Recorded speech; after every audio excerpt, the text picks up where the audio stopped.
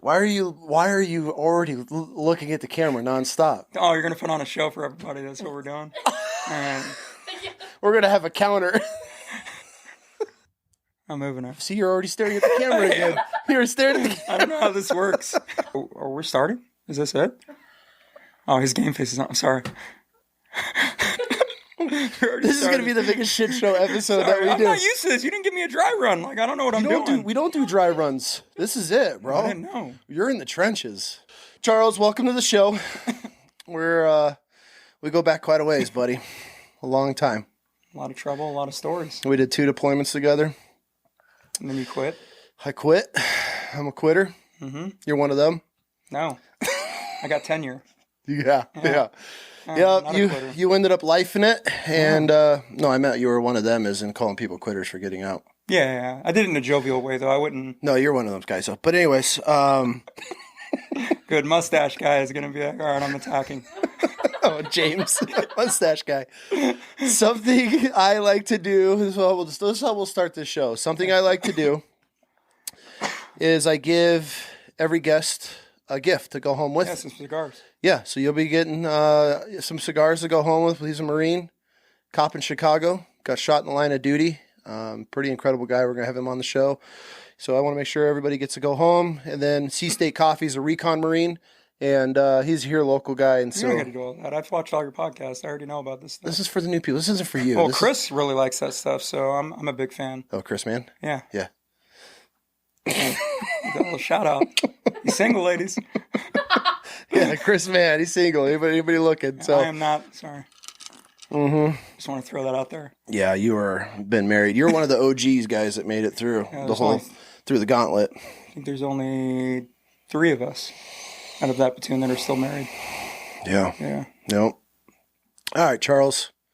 Now that we got that out of the way and you just brushed it off like it was nothing, let's just jump into your childhood. Well, hold on. Let's pull back. Why did you quit? The Marine Corps? Yeah. I was fucking time for me to start. Now it's my show. Oh, it's your show? Yeah. No, childhood. I mean, I don't know where you want me to start. Where'd you grow up? Where are you from? Grew up in the Bay Area, Haystack, Oh, God, don't do that. Yeah, Bay Area. I was from a broken home, so I was back and forth between, like, Hayward, San Jose, Milpitas, Sacramento, Stockton, to Oregon, to back. I went a lot of back and forth, Why? Just a rough childhood, and parents got divorced. I don't want to talk about the details, but they were not compatible. So I think like 8 or 9 months after I was born, I'm not really specific on dates, they divorced. My mom got me and my brother, moved into like a dusty trailer park. She remarried some guy. I mean, it's really depressing. That's fine. Like some guy that works at a tire shop with like 3 teeth. His name was John. He was real abusive. Really? Beat my brother up a lot. Never touched me. I was like a boy's boy, outdoors, Kool-Aid stains, playing with maggots, running around throwing rocks like a boy. And my brother was the opposite, which is fine. But we're just 2 polar opposite people. I got along really well with my stepdad. My mom got beating so bad that my first memory of knowing I didn't want to be around my mom, I was like 4 years old, and she tried to kill herself on pills. We jumped out the window of the camper, and this camper is like a bunk bed, and then it's like a classic tiny little tin camper that you'd pull in a car. We hopped out the window, ran to the liquor store, called 911, went to a battered women's shelter for a few months. That was an interesting experience. But I got to see a lot of what a kid shouldn't see, and I realized, like, all right, I'm in this, like, in an area in the Bay Area to where, I mean, it's a lot of diversity, I'll put it. So yeah.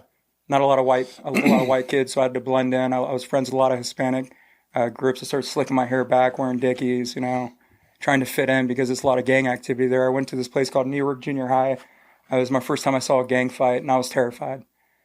Skipped all of 7th grade, didn't go one day. Really? And the capping point where I moved away from my mother and living with my mother and my brother in Newark, California. I didn't say I didn't deserve punishment because I skipped the whole year. And my mom found out, and I saw her moving. She was cooking, walking right by the kitchen. And I'm like, we're living in a townhouse. And I'm like, oh, she's about to put that work on me. Like, she's a real physical woman. And I'm like, oh, man. And so I'm like, usually I'd jump on top of the roof because it's a flat roof. And I could hide from her. She came in, turned her rings around, and just whop, whop, whop. Just hooked me up a 2-piece. I passed out. She smacked me awake. And I was like, I want to call my dad. My parents are deaf, so we had a TTY. It's like a typewriter that you put the phone on, old school. So I typed to my dad, like, I need you to pick me up. And he's like, I'll be on my way. He was in Sacramento, and we were in Hayward, so I don't know how many hours of a drive that is, like a few hours. Came and picked me up on his way over. The power went out. Like, she was bad with managing money and stuff like that. I moved with my dad, still had trouble. Got into problems in Sacramento. He was living in Sacramento, same type of problems there. Sacramento, Stockton area is real shady in the 90s. It probably still is. I don't know. My type of people, they're cool, but there was just a lot of problems. I was a follower as a young kid.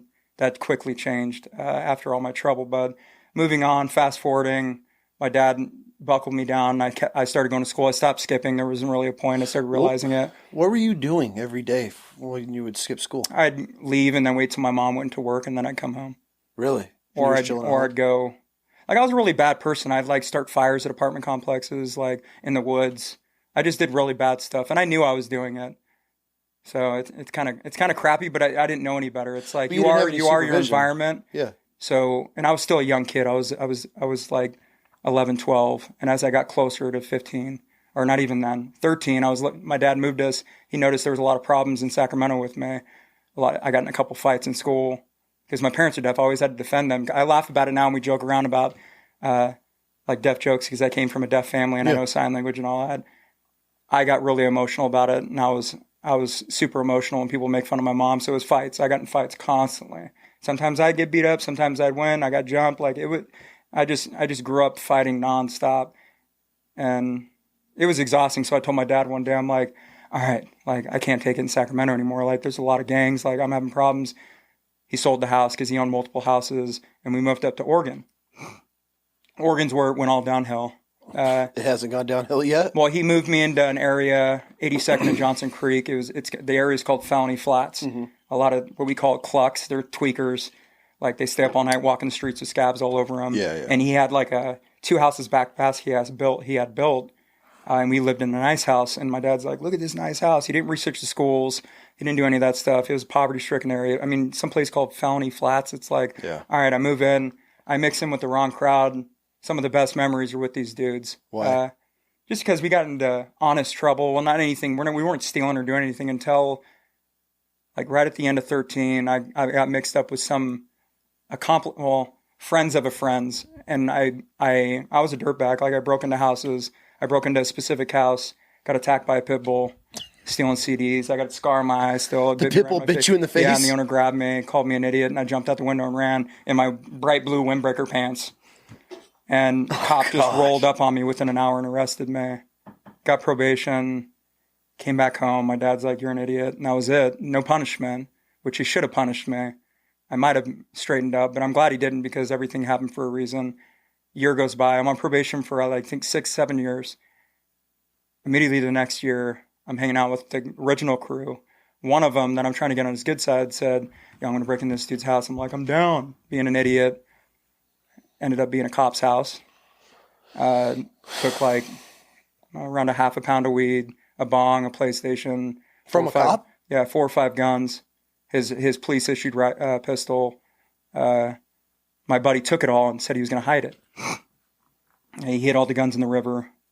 We put them in bags and dug them down. A few hours later, cops roll up to my house. I didn't realize I was on probation. I skipped that day, and that's a probation violation. So they started interrogating me and my parents, interrogating all my friends. Somehow the guy that his house got broken into, his son went to school with us. And I didn't recall this, but I snitched myself out months before because I was kind of friends with him in school when I did go. And I told him, hey, heads up, this dude is talking about, breaking into your house. And I didn't think about it. Months later, he asked me to go, and I didn't think. And I went, and so I pretty much narked myself out. Mm-hmm. So they arrested me, put me on house arrest again. And I had a court date. My dad went out of town because he was single, meeting with some chick across the country, didn't care, gave me a few $100 during Christmas. I partied, didn't go to my court date. And that was the ending right there. Cops picked me up, took me into juvie. I was there for a couple months. What was juvie like? I got some funny stories. I mean, so in juvie, funny story. I go in there and I'm acting tough, right? I think I'm a gangbanger, which I'm not. like the punk kids that I always talk about now, realizing like I wish I had somebody like me to talk to them. I go in there and they're like, they ask you all the prerequisites when you go to juvie, like, have you had any sexual interactions? I'm like, yeah, I'm a G, you know. I've had hundreds of chicks. And back then, STD checks, they stick a Q-tip, not even Q-tip, it's like a thinner Q-tip up your pee hole. Spin And that I didn't shit. know that. Yeah, oh yeah, it was the worst experience. So I lost my virginity to a corrections officer. Is what I always joke about. It's horrible. It was the worst experience of my life, and I was a virgin. I was like, oh God. And the worst part is I was prude. I was scared of girls. Was this a girl 'Cause I was a correctional clown. officer? Huh? Was it at least a girl? No, it was a male. Yeah, it was a male. And then right afterwards, of course, they had to have you bend over, spread them, and cough. It was embarrassing. And that was my first step. And then my dad didn't know any better, so he brought me new shoes the next day. Those got stolen because you had to leave your shoes outside your door. Yeah. Yeah. Yeah, I almost got in a couple fights, and then I got on like the honor roll and served food. I was there for a couple months, and my probation officer came to pick me up for my court date. My dad was there. He already moved to Illinois. Your dad did? Yeah, he totally abandoned me. How old are you? 14? So I now- might have been 15. So your mom gives you to your dad. Yeah, your 'cause dad I was a takes you to freshman. Oregon, then he dips out. Yeah. So from that court case, they pretty much tell my dad that he's not capable of being a parent. The state took control of me.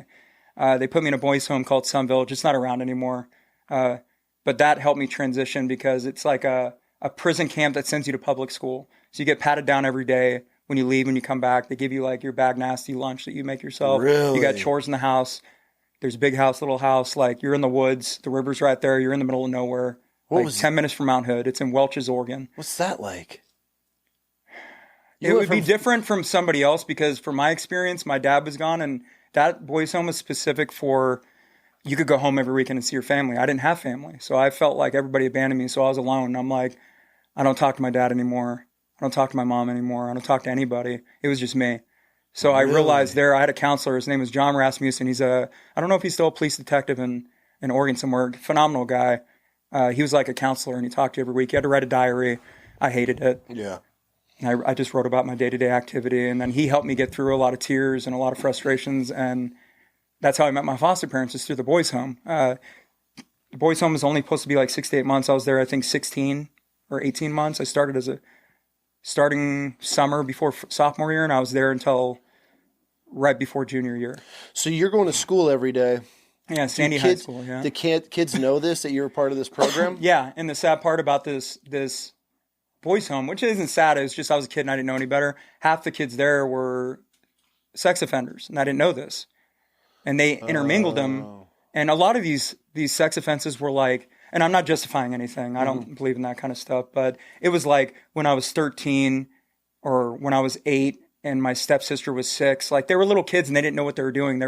And they got sent to jail. Like, oh, shit. And they're on probation. They're labeled sex offenders for life. And some of them weren't though. Yeah.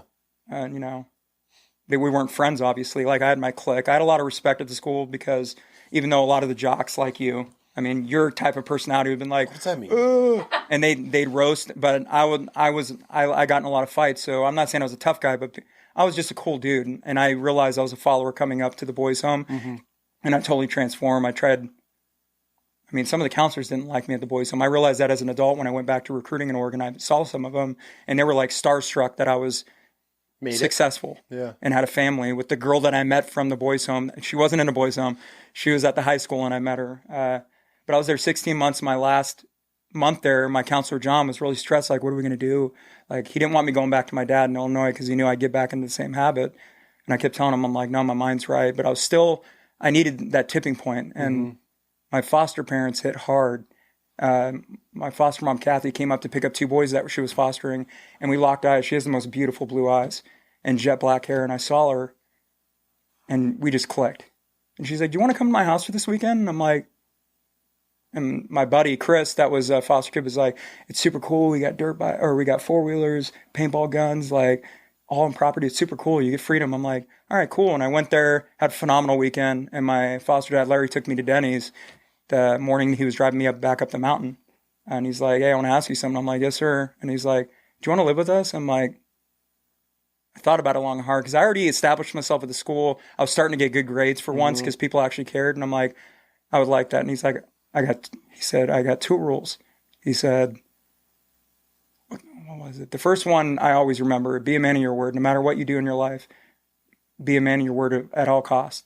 And he said, secondly, don't ever lie to me. Are we good? And I'm like, we're good. And he's like, welcome to the family. And that was it. Really? And then I called them my parents. I mean, I met them in 2001.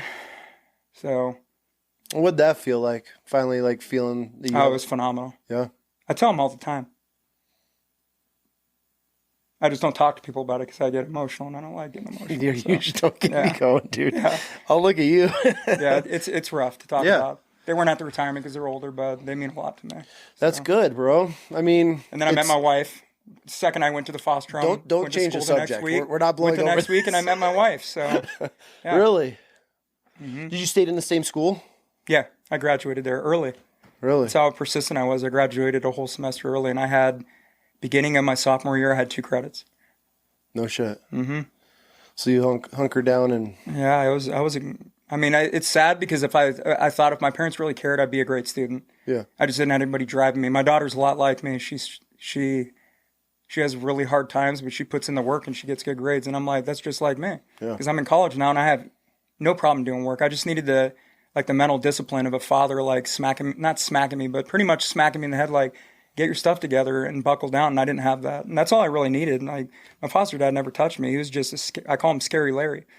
I call him Pops now, but he was he's an intimidating dude, like a man of his word, no BS, hard worker, worked every day, made good money, and just compassion. That's all he had.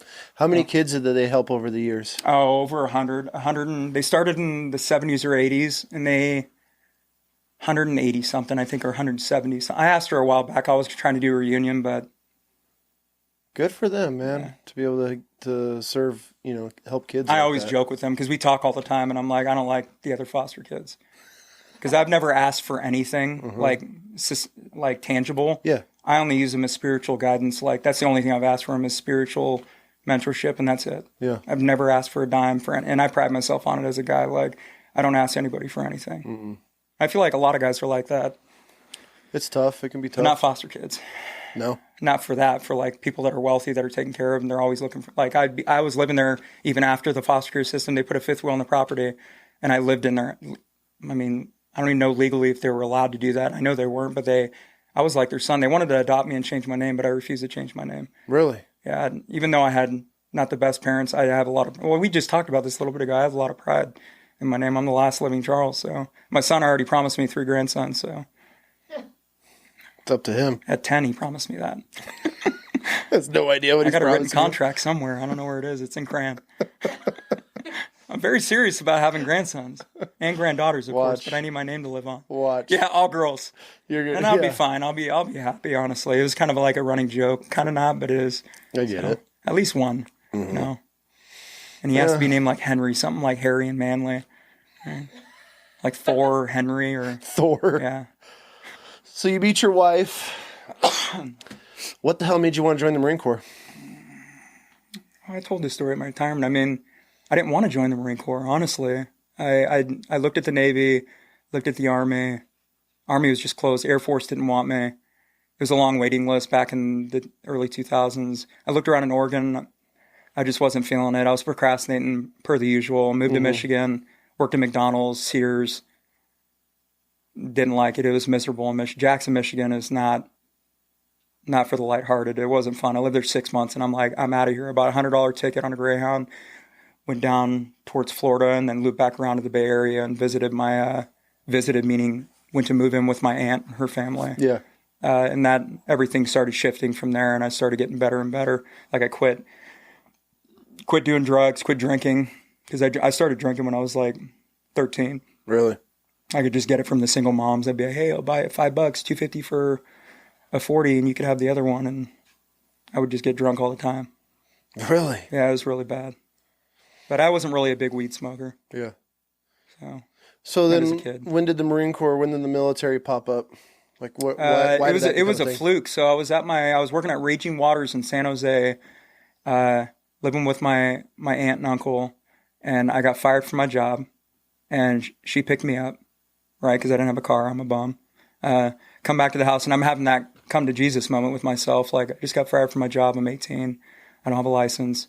I'm a bum. Like I was giving my own. I didn't need a dad. I was just hitting myself because you're your own worst enemy. Like I'm my own worst critic. I criticize myself on a daily basis on how I could fine tune to be somebody that I could eventually get back, because I wanted to get back with Melissa, my wife now. I was finding ways like, all right, I gotta be successful. I gotta bring something to the table, like other than just my charm and, good looks, obviously. But I had to bring something more. So that was my mind. And then my aunt was driving me home. Recruiter was at the door. I mean, he was at my retirement, Ryan Garcia. He's at the door talking to my cousin that was in high school. And I walked up, looked at him, and I just had that moment of no fear. And I'm like, he looked at me and he's like, who are you? I'm like, who are you? This is my house.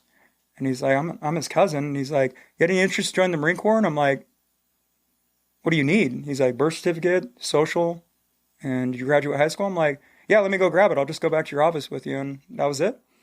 No shit. Had you just like that? All my stuff was stolen. I was there. I signed up in July of 03, and I was in boot camp November 8th. November 18th, I went to boot camp. Yeah, you're 2 months ahead of me. Right before Thanksgiving, birthday, New Year's, Christmas. It was great. It was phenomenal. I waited for all of that. And being thick, / fat. Yeah, that was a real treat. Yeah, you were a fat body when you joined. Shirt said buns in the oven. It was great.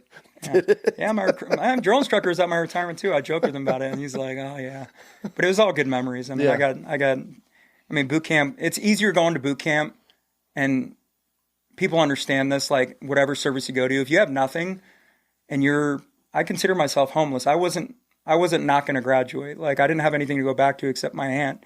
And I was going to be 19 in boot camp. I was determined. Like my first day at church, I sobbed because I didn't talk to nobody. I didn't write a letter. Nobody wrote me letters except a friend in Oregon, this girl that I was honestly just friends with. We were writing back and forth, and she only wrote me one. Other than that, I was fearful to get letters because I was a fat body in boot camp. You don't want to get letters. You don't want to get nothing. You don't want to draw attention. Yeah. Spotlight was already on me 24/7 because I was always laughing and smiling, and I'm fat. And I'm sneaking food everywhere. Like anytime I was that fat kid off of Full Metal Jacket, hiding jelly donuts, like Peter Pan peanut butter everywhere. Oh, I stole so much Peter Pan peanut butter. I got to tell this story. So my guide, I don't even remember his name, but if he ever watched this video, he's going to be like, I hate him. So he was always treating me like trash because I have this cough. Right? Yeah. Anytime I say it, I just cough, right? So I have this cough that I don't know where it came from, and everybody that knows me knows. They can hear me walking from a mile away with my pigeon leg and my cough. And I still had my leg messed up from that, from when I was younger. And where was I going with this? Your guide. Huh? Your guide. Oh, my guide. Thank you. All right. Squirrel. All right, so we're packing for our field week. You have to like condense your meals throughout all the candy. Are you Paris Island or you're San Diego? No, I'm a real Marine. San Diego, yeah. Where the mountains are. Little hill. Little hill.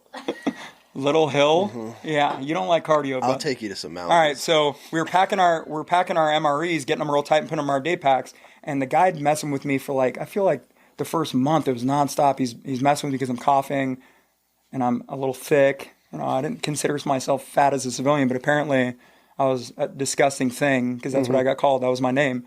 So I was like, well, this disgusting thing's going to have himself a treat tonight. So I had first and last watch every day of boot camp because I don't want to tell it. Well, I had first and last watch every day. No, dude. Let me finish this story and then I'll go backwards. Okay, don't let us forget. So he went to sleep and he zonks out. I go into his day pack, grab his MRE, take it to my bed, and I eat everything. Pack it all back in, and I leave it loose and open, and I put it perfectly in, so if they dumped it out, it would come all out, right? Uh-huh. And then I go to bed after my watch is done. Last watch, I have to wake up, so I'm getting an hour on each end less sleep. Well, I knock on the drill instructor hatch, or do this slap. Yeah. This recruit saw somebody eating in the rack, sir. And he's like, who? No. I'm like, the guide, sir. And he's like, very well.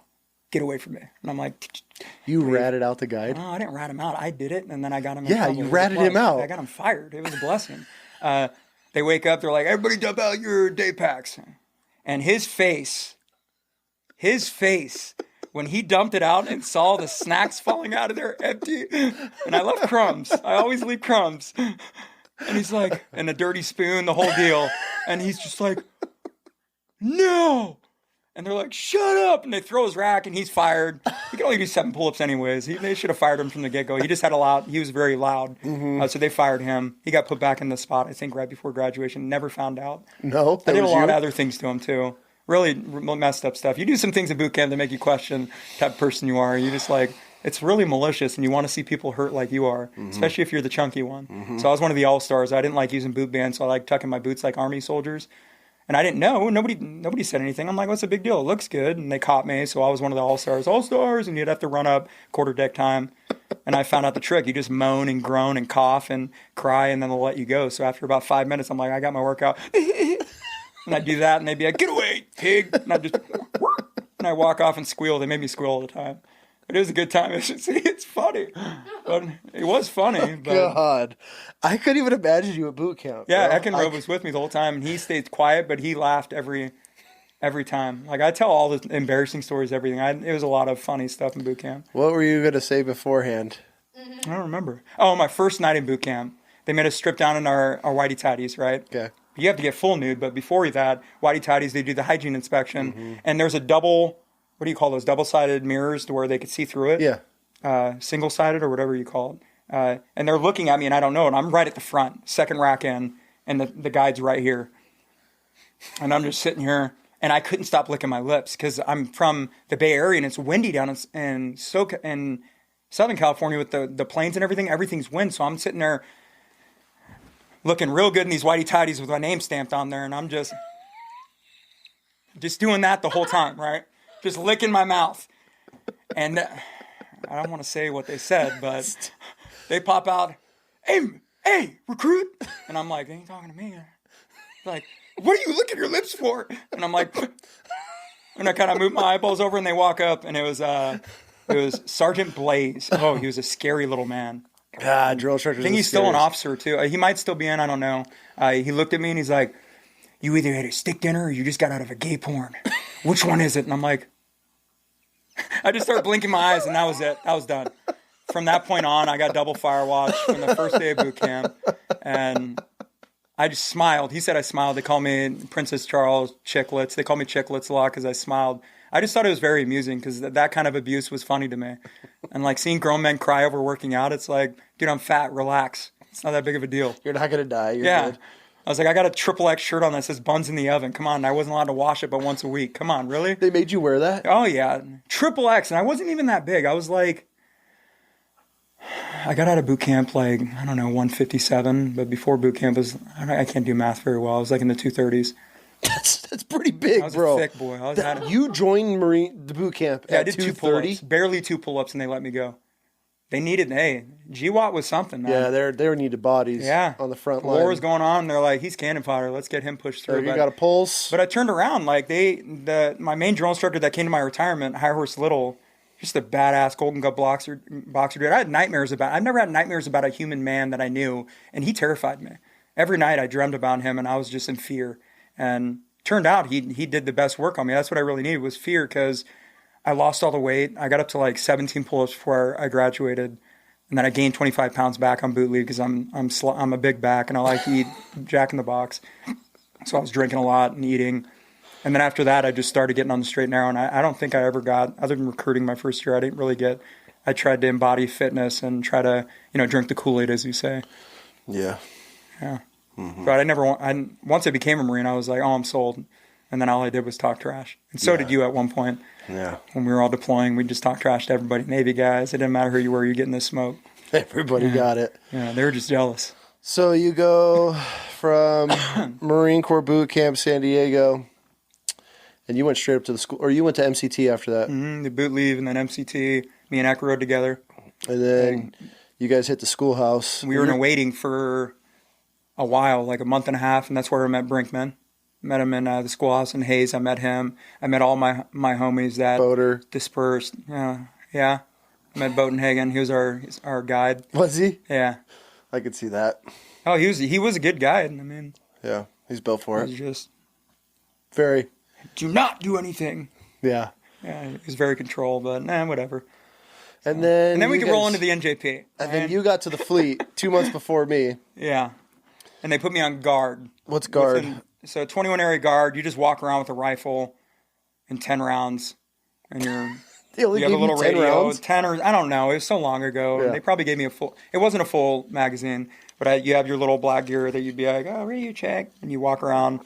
And that's what happened, the demise of my PFC, which I didn't get taken away, but it was stupid, honestly. I was trying to be straight edge, and everybody's sleeping on post, going in porta potties and sleeping, and I'm like, I don't even remember the guy's name. He was from the schoolhouse, he was motor T, and we were on watch. It was like midnight to 2 or 3, I can't remember, and he's like, hey, let's go to the porta potties. I'm like, I'm not sleeping in no porta potty. My room is right here.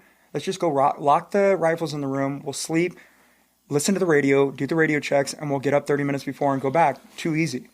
Mordecai was the aid duty. He snitched me out. No loyalty. Did he? Yeah.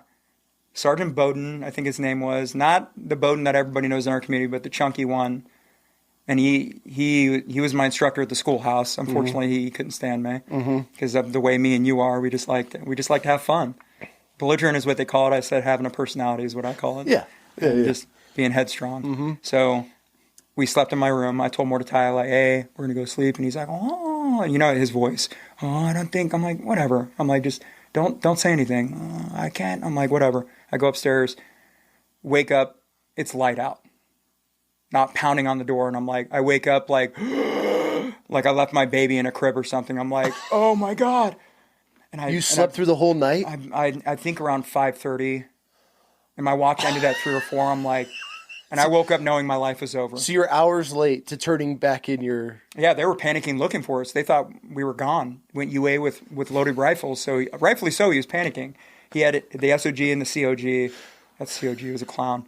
I opened up the door. And the corporal's like, do you want me to cuff him, Sergeant? And I'm like, oh my God, really? Like, cuff me? He's like, where are your rifles? I'm like, they're locked in my wall locker, Sergeant. And he's like, go get them. And I'm like, oh no. You knew you were done. Oh, I got a battalion NJP that day. And that's They like NJP'd you the same day? that morning. How? I sat at the guardhouse, the same guard shack you worked at. I sat on that couch for about 3 hours. The masks aren't there. Laid back black dude's like, trying to explain to the sergeant, like, is it that big of a deal? Yes, he was my student. I want to make sure this is an example for everybody else. So I got straight up hosed. I went up to, it's actually funny. I went to the company office. My first sergeant blew up on me, rightfully so, and I was just taking it, just shots, just screaming, spit, everything. And you're a private or PFC? I was a PFC, Okay. proud mosquito wings, just like, I'm the man. You know how you get your mosquito wings, you're like, oh, there's something there. You don't look like a janitor in my uniform anymore. And the first sergeant blew me up. The mass sergeant was cool. I can't remember his name, but he's like, hey, buddy. Like, he was like the laid back, cool, trying to think of who. He reminds me of Bruce. Okay. So laid back, cool dude. He's like, hey, just be truthful. We're going to go see the sergeant major. And it was an acting sergeant major. His name was First Sergeant Richardson. We had a First Sergeant Richardson that worked in tracks, but this ain't the one. This is the early 2000s. Yeah. He was an angry man. I went in there. He was cool at first. He's like, hey, PFC. All right, PFC Charles. Before we start this, tell me something. I don't think you know this. Tell me something really inspiring. Why'd you join the Marine Corps? And I looked at the master sergeant, and he's like, go ahead. And I'm like, the benefits, First Sergeant. Oh, no. Oh, I got blown up. And just all the things you're not allowed to talk to Marines about nowadays, unfortunately. Yeah. He just blew up on me, and I'm like, he threw my rank off, which enlisted guy can't do that. And then I had to pick him up. He put him upside down, and I had to fix him. And then I stood outside the battalion commander, Colonel Buckles. And I'm glad I got NJP'd, actually, because it put me on a straighter path than what I could have gone with our platoon that we joined before all the knuckleheads combined. We're like Planeteers. It was bad. We connect our rings and we just become idiots. It was bad. So I'm glad I got that. I got 45. Oh, yeah, you did get 45, Yeah, 45. so Gunny Barton vouched for me and was like, he's a hard worker. And I'm like, just sitting there like, I'm pretty, we were straight up slaves. Like, you tell us to go do something. You didn't have a choice. Yeah, you ran or you're getting punched. Like, you're doing something. This is old school. Like, you will get beat up by NCOs. You don't do something. So I was like, gone. You get beat up by a senior lance corporal. Yeah, I like to joke, but when Gunny says something, it was gospel. Like, it doesn't matter what you do, you drop everything. He was a scary human being. Yeah, he has a hard punch. Yeah. Yeah, he's punched me a few times. But he vouched for me and said, don't take his rank. Max him out instead if you can, sir. And they maxed me out. I did not appreciate that. So for people listening. So 45 days restriction, it's like being grounded to your room. You got to check in every 2 hours. And then 45 means you get EPD, extra policing duties. So I was like grabbing my dog tag and scraping off the wax in the battalion and then mopping, gluing everything. Oh, God. Next day, do it again. spray painting like the leadership principles. I had to do all that. I misspelled it. Had to do it again. I hid inside the LBTs out inside of the... Oh, you're talking the leadership principles on the stairs? You spray painted them wrong? Upstairs, yeah, I had to do that. That was you, huh? Yeah, well, unfortunately, I don't think it's there anymore because they moved the battalion. Yeah. But yeah, I learned my lesson, and that's where your dumb Nair story came up that I forgot about that triggered me to be like, oh, I got stories for days. You want to play games? Let's tell the Nair story.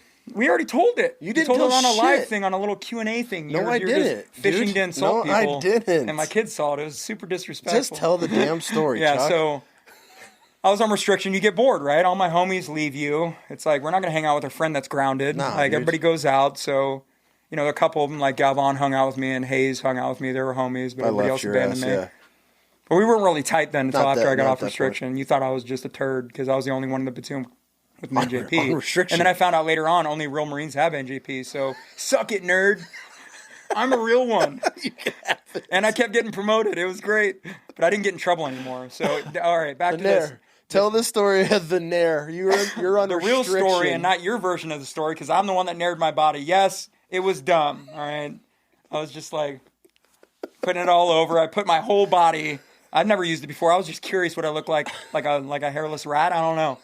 So I wash it all off. You happen to walk in my room after I do it. Nair has that weird funky smell. God awful. Yeah. And Travis is cracking up. He's just like, oh my God. And I put it in my crack and forgot to wash it out like I thought I did, but I didn't get deep enough. You know, it's a little, not that I don't go that way. Chaos, bro. And I sat down on that blue couch and you were sitting with me. And I think I was just in PT shorts and I was still on restriction, so I had to be in green on green. So I put the green shirt on and I'm like, ooh. And I'm sitting there, you're like, what's up? What's up? It feel weird? And you're smacking me, hitting me like you always do. And I'm like, something burns, dude. I'm like, ooh, uh-oh. And I got up and it was burning. It was like I ate just a bucket of wasabi. I was like, oh, Lord. Like, I thought I had to go to the bathroom. It was not it. I did one wipe in the bathroom. I'm like, oh, Lord. I got back in the shower and it was miserable. It felt like I got raped. It was bad. We're going to have to edit that out. But that's what happened. I never did it again. I remember you complaining about how bad you were chafing. And the funny thing is, I did that bodybuilding show and I asked Brewer, I'm like, do I got to nair my body? And I thought about that time. And this is like 20 plus years later. And I'm like, I can't handle nair, bro. And he's like, just do a razor. It took like 6 hours. It was miserable. Because you were like a Sasquatch. Yeah. I remember us marching and you complained the whole time of how raw you were from the chemical burn you had in your butthole. Butt paste, dude. That butt paste for babies. Because the baby powder just turned into like wet putty. Like red dirt clay when it gets wet. That's what it was like. It was miserable. I couldn't help it, man. And we never got to shower. We're always working. We're always working. God. We had months. Till fucking 10, 11 o'clock at night. It was fun, though. Oh, God. It was the best, worst times of my life. 100%. Yeah. 100%. All my good stories come from that platoon. It was such a great time. And my best friend was the one doing it to me. Like Sancho, he's my best friend. And he was just... It was only when we were together that he truly had a hatred. He just hated me. No. He hated me towards the end of our first deployment because I grew my hair out when I did have it. And I was doing the way more. Yeah, then you and I got connected shortly after. No, before the deployment we got connected. Oh, yeah. Before deployment, you and I, that's when we started getting in trouble. And we got in a lot of fucking trouble. Yeah, but not like trouble that you get in real trouble for. It was just mischievous, stupid stuff that we never got caught for. Yeah. We never got caught for anything. And we're not talking about that. We could talk about all of it now. What did we do that we didn't get caught for? Everything. I'm trying to think. The fights. I mean, we got caught for the NFL thing. And we had to write the letter to the commissioner of the NFL for the cheerleader thing. Oh, my God. You're right. I don't really... That wasn't really an exciting story, though.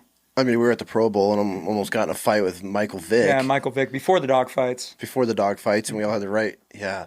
Leave it to a bunch of Marines to try to fight Vic and his whole entire entourage. But it was just him and his agent. Like later on, it was the NCOs that got in a fight in them, and the Yin Yang twins were at Hard Rock. Yeah. And all the NCOs remember because Norcross was there, like, Marshall. That was a hilarious story. So I keep looking at the camera. So remember on the ship, Corporal Norcross, he's like this short. I love the guy. Reminds me of Kip off of Napoleon Dynamite. That's who Norcross was. He's going to so irritated with you saying that. Why? Do you remember, though? He wore Timberlines or Timberlands? Timberlands. They were the gene. I remember some of that. That wasn't our style. Anyways, he called you in the birthing. He's like, you remember how you used to say your name? Come here, Marshall. All the time. And you walk over and you look down on him and you grabbed his arms and picked him up to eye level. And he's like, put me down. Put me down. And then he boots you with a steel toe right in your shin. And you just drop and you're like, oh. And you held on to it. And I'm like, oh my God. That was really funny. Yeah. That was the start of it. And then all the other NCOs thought, oh, you want to pick on the short one. And then I got lumped right in with you because I was laughing in that. Well, I mean, dude, if you're going to talk to me like that all the time, You remember when you picked up Sergeant, you had to have a heart-to-heart with me on top of the ship? Because I was still a corporal, and you're like, fucking hey, bro. boys made me. Yeah, you're like, hey, bro, my boys. Yeah. What boys? Sanchez, all those dudes. No. This is the second deployment. You picked up Sergeant on the second deployment. Who? You got it mixed up, see? Yeah, see, it's all I got more of the blur. memories. So all the NCOs, what is it, Semper Six is what they call them, the corporals that got to haze us, and we were all corporals, and I'm like, this is ridiculous. Yeah, you were a part of it, but it took a lot to get you on it because you weren't on board with I never really was on board with it. You just didn't want to be messed with. You're like, hey, if I don't have to get messed with. I wasn't getting hazed. And then when you got Sergeant, because they couldn't stop you from getting it because they didn't realize so you snuck that in. They tried everything. They pretty much told you, like, hey, you need to have a talk with Chuck. And it lasted like a week, bro. Yeah, I had a chat with you, and you had a chat with me. You're like, hey, bro, we got to be, professional. I'm like, who are you? Clown? Yeah. And you were a sergeant. I'm like, bro, stop. And I think I nut tapped you, like, joking around. You're like, no, serious. And I was like, all right. I was like, because I understood that. I was like, legit. Well, I got pulled aside for that one. Yeah, Galvan did too. They were like, you can't be friends with corporals anymore. And I was like, we're all okay. NCOs. We're all NCOs. But that lasted with you, I think, 48 hours. And then yeah, that it was a not wrap. a week. And then I laughed and was like, cool story, bro. Yeah, then nobody ever said anything after that. God, dude. Yeah. Remember 29 Palms? Driving the 29 Palms? Which time? Eek party or? Eek party. That was a good time. That's when you got your official BAM name, BAM. Yeah. From I don't even want to say his name. From our section leader that was in our platoon. I'm not going to tell the other part of the story, but the Eek party was fun. Let's tell that part of the story. Oh, no. Yeah, dude, we were troops. I'll fucking tell it. I don't give a shit. I don't like him. I don't care. Yeah, who gives a shit? So we were on the Eek party. We all get selected. What is the Eek party? So I got chosen, had to pick the Eek working party, and you were mad because I picked you first. Yeah, you just wanted entertainment. I was the jester of the platoon, me and Renfro. So I was the guy that always got picked for the worker parties because I was the belligerent asshole. No, because you could lift heavy stuff. That's all they cared about. Yeah. They didn't like the belligerent part. They just liked that you lift stuff. Bam, come here. And so you were my buddy at that point. So I picked you. So you got fucked for everything that I got in trouble for and had to do a worker party. Yeah, Sancho didn't want me to go. He was that made him mad. I think that made him mad towards you. He's like, troops don't get to pick who they go with, and I got taken because that's one less worker on the track. And he's like, no, I got to do it. Yeah. So he wasn't happy. Every time, just like the Tom Arnold show, me and you got selected to go on. He was furious. You don't remember me locking up the track 15 times that morning before he let me go? No. Yeah, he played games. I had a real sweat. I had to shower before we left. Really? Yeah, he was. I did this. I wouldn't say I was allowed to do the same stuff as the years went on. The Marine Corps wasn't allowed, but even then it wasn't allowed. But we entertained it. We all did. Yeah. It was a good time. Yeah, so we go to 29 Palms to do this Eek worker party, which is the Eek armor that we had the bolt onto the side of our piece of shit vehicles. Well, it's AAVs. They were very trusty vehicles. Yeah, that's why they sink and drown people all the time. They don't even exist in the Marine Corps anymore because of it. What are you doing? What? Don't say that. What? Is it a lie? No, they're discontinued now. They retired the vehicle. They're discontinued because they're such They did a lot of great things. Bro, don't start this. What? They did a lot of great things. I'm saying that's why they did them. But they were outdated, yes. They were super very outdated. Dudes Anyways, were drowning in them. We get to the ramp, the Delta Company ramp, 29 Palms. They drop off the Eek, and we see how much it is, and we're like, and I just look at you, and I'm like, yeah, I thought we were friends. Yeah. And you were just laughing like, if I'm going to be miserable, you are. And I'm like, dude, bro, this isn't funny. Mm-hmm. And then I snapped out of you. You're like, shut up, smacking me. And I was like, all right, whatever. And we start lifting stuff, doing all that. And then we started clowning around like we usually do, throwing stuff at each other. God, and Lochner's in the corner, sipping his coffee, staying in the shade. Rightfully so. Staff and CO's got a bit of sweat. I would not have been doing anything weird. And he's like, just yelling at us, not keep playing around, and me and you both were like two handicapped children. We're feeding off each other like we have Tourette's, and he's like, say one more time, and I'm gonna launch this bolt. And these bolts are nothing to play with. It's not like something you hang in your house. These are thick bolts, like something you'd build a bridge with. And as I come around the side, And the eek is only up to like our waist now. It used to be higher up, but it's down to our waist. And I said, as I cut that corner, and I didn't see the bullet you did as he flung it. And I guess it was super close to my head. I thought he had you. The second he released that bolt, I watched it, and I was like one of those like, oh God, and it missed your head. I mean, just he's honestly really lucky that I don't know what I know now, because I would have laced him up with a heater. You would have too. Like if we knew what we knew now, going back as troops, God, bro. he would have got some action. It would be different. He's still in my black book. Is he? Yeah. I have a couple that are in mine. Yeah, I got probably 4 pages full. I don't resent him. Like I forgive him, but if I see you, really, you got 4 pages, huh? Oh, something like that. I don't know. Are they legit written down? Yeah. In my house, actually, right next to my Bible. Really? Yeah. In my Marine Corps Bible, I have a little list, and it says Black Book, and there's probably like 10 names on it, something like that. It's not 4 pages. Yeah. I was the executioner, so just chopping them as I found them, ad sep. Like if you did drugs, you were done with me. Like in the Marine Corps, I wasn't playing with that. How are you catching them? How are you catching these dudes? Room inspections. Really? Mm-hmm. What type of drugs?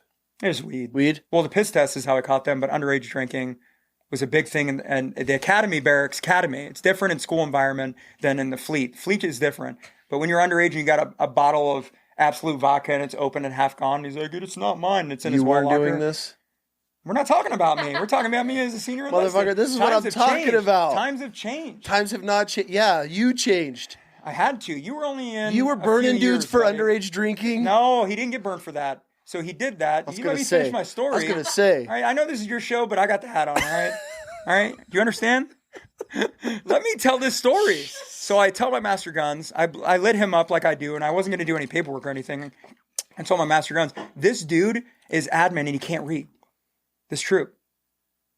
He's from Newport News, Virginia. Hood dude. Can't read. Can't type. Can't nothing. We didn't know what to do with him.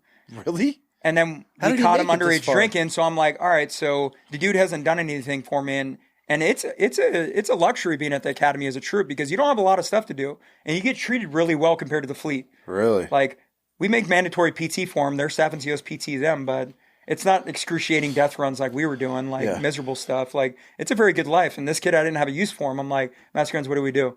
And he's like, well, we got a piss test coming up. Let's piss test everybody, all hands. And I was in charge of that. I'm like, cool. Well, Master Guns was, but I did all the Excel formats and he popped immediately. Oh, really? 10 days out of MCT, he popped. Really? Mm-hmm.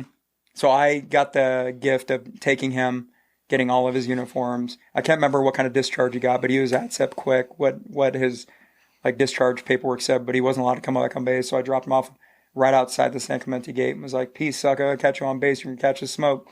And that was it. Because if you did drugs around me, that was a wrap. Oh, for sure. Like, because I don't want to be around it. I'm not going to say I'm going to snitch. Just don't bring it around me. I feel like there was a lot of dudes in the early days when we were troops that popped on piss tests, like constantly. Well, that was a different lifestyle back then. We were in the middle of the war and deploying nonstop. So I'm not giving excuses for those guys, but that was a different stressful time. What do you got to be stressful about now? Nothing. You got to go to 29 Palms? Oh, no. Yeah, were you there for that guy that they had the battalion formation? And we about faced on him? They marched him out. Mm-hmm. PMO was standing there. I went to the field with him. He was on my track for one field op, and he was crazy. He's a Dominican dude from New York, Jersey, or something. Yeah, he was cocaine pop. Yes. Yeah, and PMO was there, and the battalion sergeant major, I can't remember his name, he had us all about face and turn our backs to him, and they arrested him and took him off. I never saw him again. Nobody did. They about faced the whole entire battalion. Yeah. And then I remember he pulled that Gerber out. Well, he ripped his name tags off first in front of the whole battalion with that little life tool. Ripped his name tag off, ripped a U.S. Marine off, told each battalion or company commander or platoon commander to about face the whole battalion, 1,000 Marines. It worked, though. Think about it. I was so against... We were terrified. I didn't do anything. That was the one test I knew I could pass the Marine Corps 100% on a dime. That was it. That was the only test I was ever confident with. Done. I never had to wait. I was like, I'm always held a reserve at all times. Yep. And I always knew I was going to pass. No speculation, no... There was times where we were piss testing 2 or 3 times a day. Yeah. They were trying to find a way and to get rid of us. They got to be doing drugs. They're too wild. Like, no, we were just drinking. Our battalion was so bad. And all our Marines, it was all brown pea. We were so dehydrated with how much we were partying. Oh. Because we were young. Yeah. There were so many. They were doing piss tests 3 times a day for like a month. And dudes were still popping on piss tests. That's how That's how bad our company was during the early days of the war, I would say. Because it was all broke dicks and short timers that were left behind, and then us. This is before Bravo got back, because all of Bravo was deployed. Alpha. Well, the whole battalion was almost gone. When I got to the fleet, the whole ramp was almost empty. Yeah, that's how it was when I was there. That's the golf ball games that we had to do. Yeah. Yeah, it was still quite a bit empty when you were there. We would march to Chow.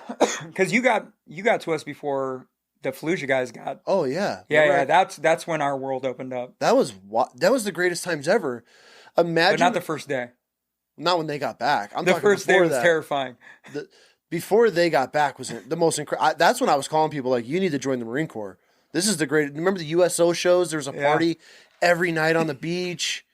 That dude, I mean. Oh, yeah. I saw Brooks and Dunn perform. I saw Jai Rule. I saw Sharon Stone make out with a Lance Corporal. It was great. I was like, oh, my God, we're superheroes. Yeah. Celebrities want us. Yeah. Yeah. It was insane. They did all those beach bastards. It was awesome. They stopped doing them. Well, yeah, once people stopped, like, okay, the war's been going on long enough, the USO pulled. And they're like, it's been over a decade, let's just... Yeah, we're good. And then Alpha Company came back, and all our lives changed overnight. Yeah. It was... They shaped us up, definitely. We were like Lord of the Flies, and then they got there, and we still were, but we had like leaders of the Lord of the Flies. Like we didn't cross them.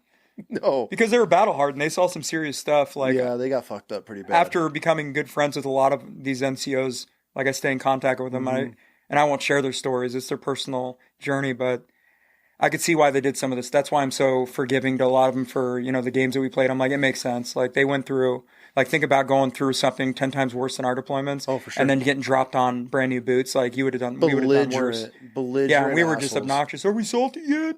Mm-hmm. Yeah, and then that brings me to my story. Our first day in Al Asad. And no, we weren't in Al Asad. Like, obviously, we were there to supply, and then we left, and we didn't come back till the end. Yeah, we were never. I wish we were there. God, other MOSs had a good life. Did I talk to people that were stationed on Al Asad? No, don't take me off track. We're going to tell the story. Remember? See, no, I don't show. remember. Remember what? Huh? Do I remember what? What story? So the first time we got mortared, it was our second night in Al Asad. We were about to leave the next day, and I was on my track. And Sancho was on the jump seat, just judging me as I read my Maxim magazine.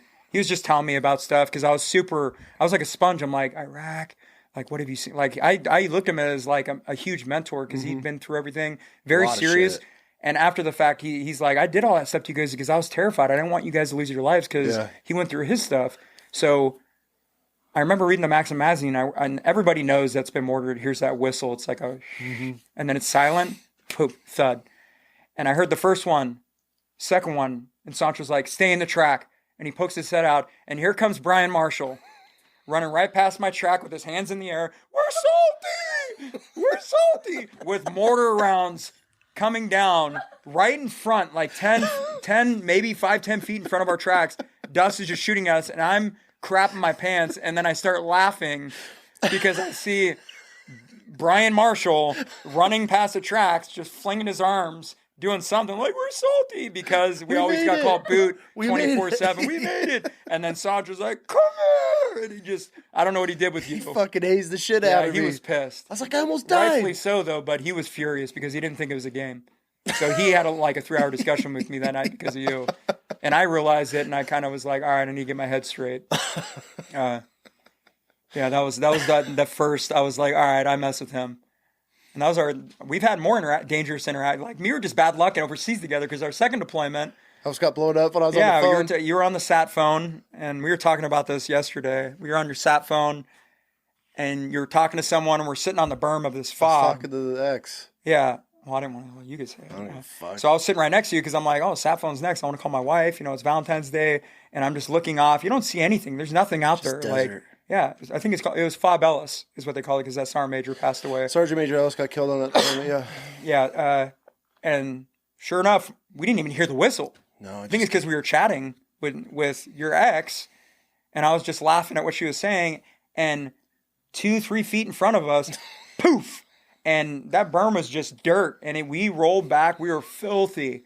We rolled back, and we looked at each other, and we're like, holy crap. Usually the reaction is like, but no, we were like, oh my God. We almost just died. Yeah, you clutched that sat phone like it was gold. You're like, it's still mine. And we bolted. Well, then a bunch of mortars started coming in. Then we took off running once we realized what happened. Well, the tracks are right here. We fell and then we almost hit in the between bow the plane. tracks. Yeah, it was right there. And then we bolted, and I jumped in my track. You jumped into yours, and we were chilling. And then I pop out because we kept getting mortared. They were trying to hit that fuel bladder. And then our mortar guys killed it, and they started rocking and rolling. But they destroyed our supply, our water, all that stuff. We ended up going to Animal House right afterwards. But in the middle of all that, remember we see Renfro coming out of the makeshift porta potty, and he's pulling up his pants, and I'm like, "Where's his rifle?" And then somebody yells, "Where's your rifle?" And he's like, and he bolts back, and it's 40 feet, and I'm like, "Oh my God." And then Hildebrand, my man, my boo, running from the chow hall. "Where's your rifle?" And he's like, "Oh," and he's a salt dog. He was salty. He had he was 8 deployments at that point. He was in Fallujah already, and I got him at a mess night later on at Echo Company after our deployments. I got him hard. Did you? Called him out. He got fined. He was furious. Shut up. Yeah, he was at. I think he was in the front. Called him out for leaving his rifle he in the started chow talking. hall? You know how he is. We started talking back and forth, and I was in the back. I called out Garner. He was crawling under the tables to use the bathroom, the head. And we were out in Carlsbad. It was great. You missed out on that one. That was my ribbons were hanging off at the end of the night. People were putting out cigars on my alphas. It was great. God. It was one of those nights with you. Yeah. You would have loved it. Yeah. But it was a good night. But I called him out, and he's like, "Really, Chuck? Really?" I'm like, "Did it not happen?" And everybody's laughing. They fined him, made him drink, and then I don't know what happened after that. It was just a good night. Dude, we had the wildest times as troops. I wish it's almost like now, our kids now. I wish our kids grew up the freedom that we had as children. Mm-mm.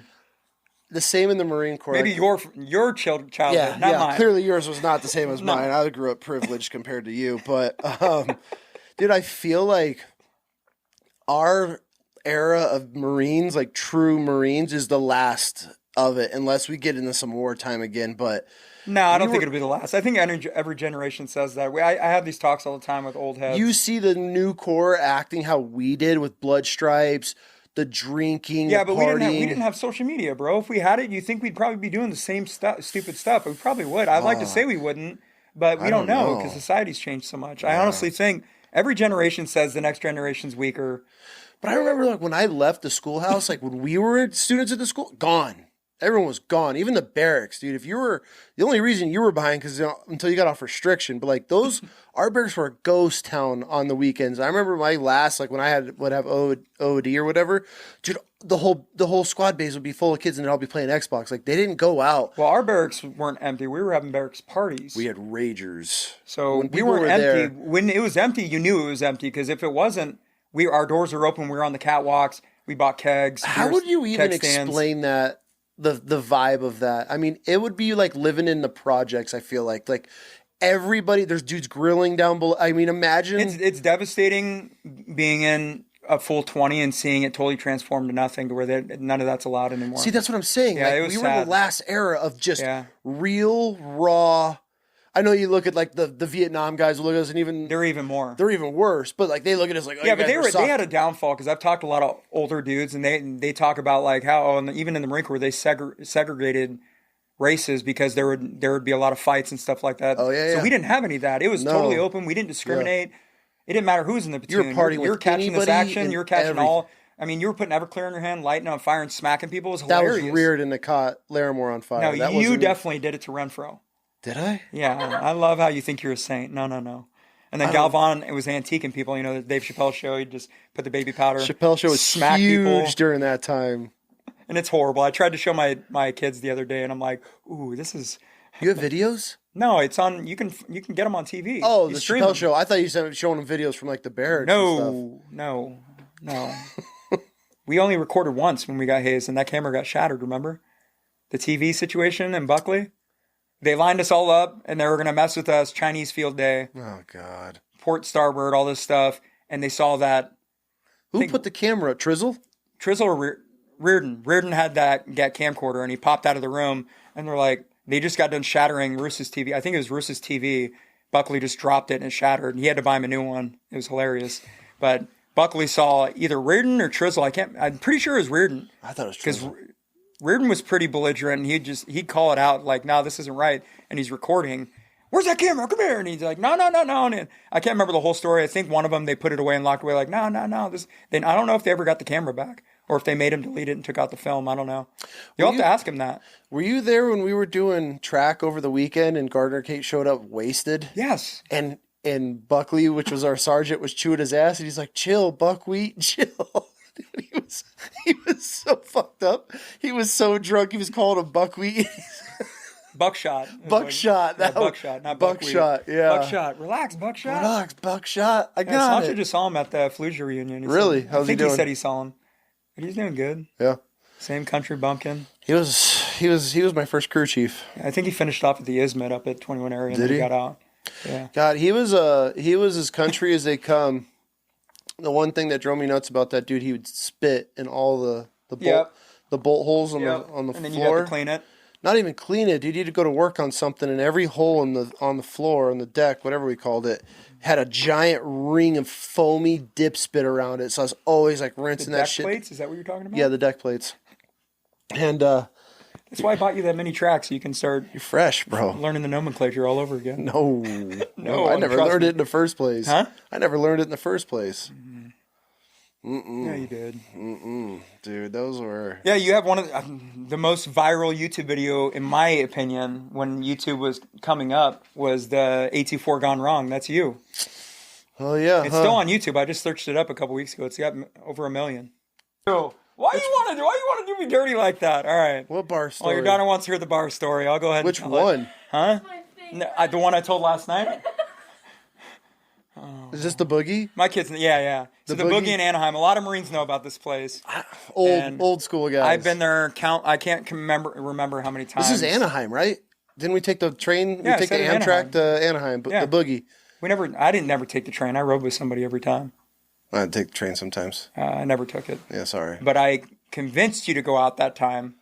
Wait, no, that wasn't the time when the whole situation happened. No, this is before. This is a early me partying with you off base, and I learned my lesson real quick. No, I didn't because I kept doing it. Yeah. But anyways, we go to the club, and there's this huge dance floor. Ratio of women is phenomenal. It's like a 3 or 4 to 1. Oh, that was incredible. Pick of the litter. Mm-hmm. We're young. We're invincible. Marines. And naturally, a lot of girls in Southern California didn't like Marines. But we had good. I don't know how to say it. We had a high selection rate at the boogie. Anyways, we're up there dancing, and then they said, "Ladies, you guys want to see some guys up here?" Woo! And then of course you're like, "Let's go!" And a lot of guys wouldn't go up there. Me, you, and I think Renfro and like one other dude, because a lot of guys were like, "No, we ain't going up there. I'm not doing that." And I'm like, "I'm about that life. Like, let's get it." I get it, and we're drunk, like beyond drunk. And I get up there, and I'm known as a flasher. I take off my clothes when I drink. That's why I stopped drinking. It's because it's not smart. Like, I'm that guy, Will Ferrell in Old School. Let's go streaking. 100%. Like, once you whisper it, I think everybody's saying it. I'm like, let's do it. And I'm the only one. I do not care. I have no shame.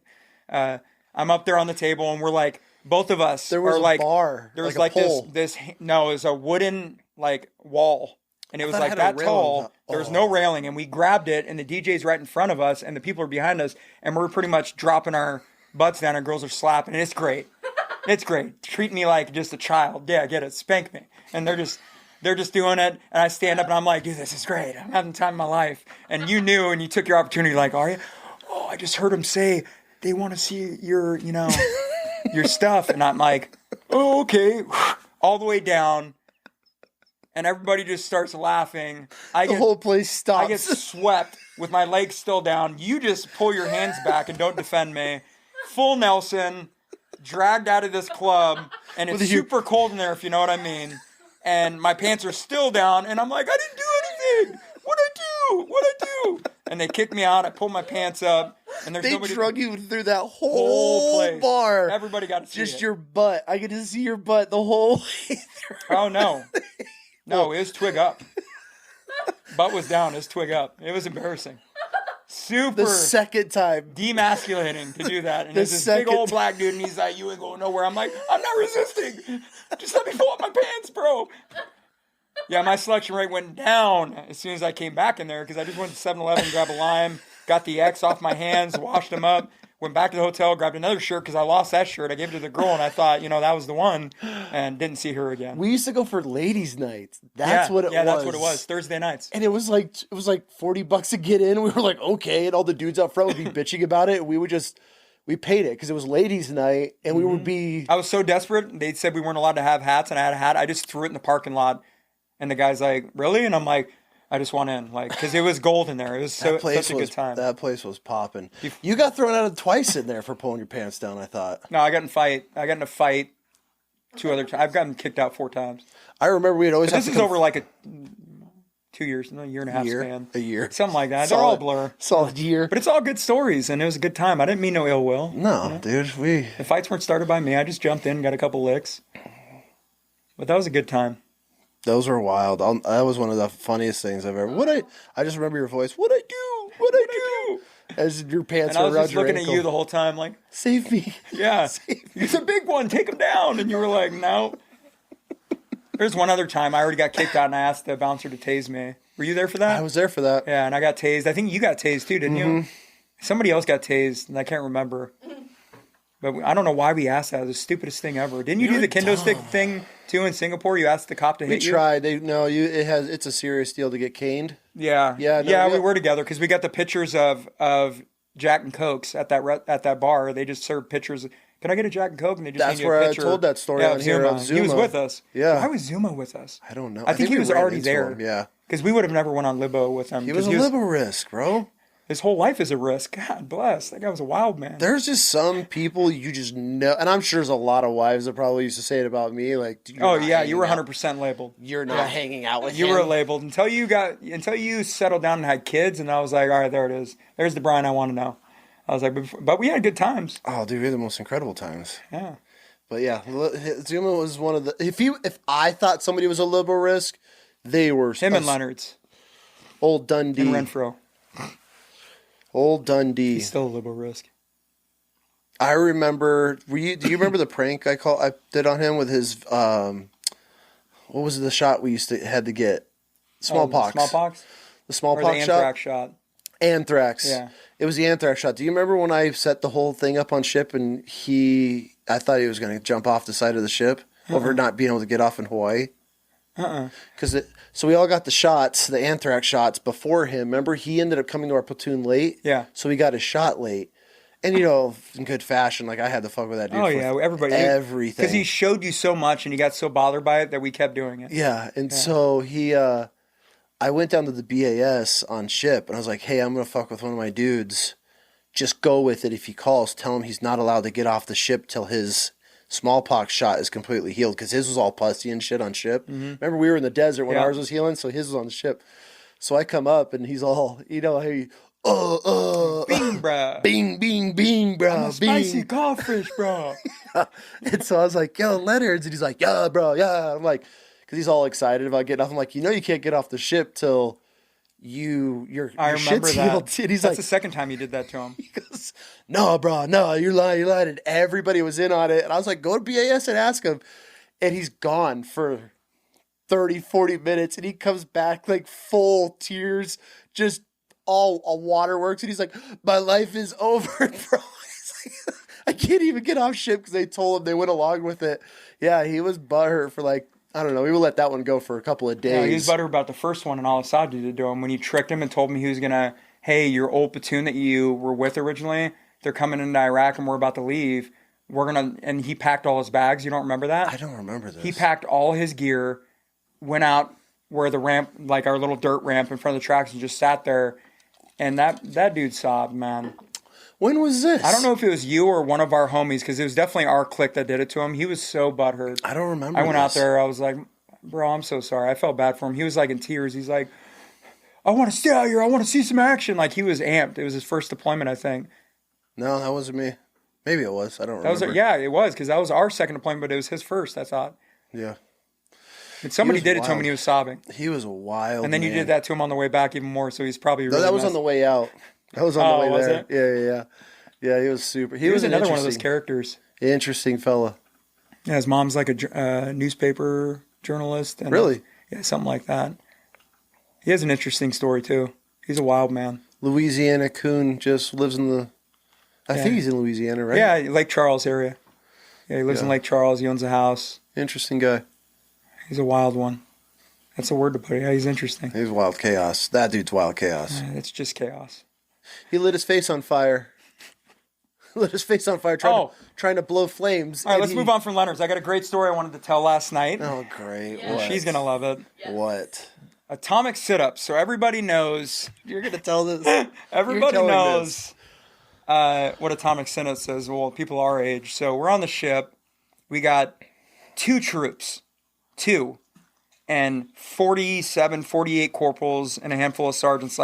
And we're all hungry sergeants that have never... No, we were corporals. My bad. I was a sergeant. Were you already? Mm-hmm. Okay, anyway, it was a lot of NCOs and just 2 troops. Stump and Thing. And yes, Stump. Not like a tree stump, but Stump.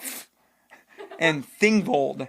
Kurt Lee Thingvold. I'll never forget his name. Kurt Lee Thingvold. Yeah. And the poor guy just was in the wrong circumstance. He should have been with like 30 other troops, and he wouldn't have got messed with as much. He probably still would have. Poor thing. So we wanted to initiate them in the platoon. I didn't. I wasn't a part of it. I was just a watcher. It was hilarious. This time it truly was. I wasn't holding the towel or nothing.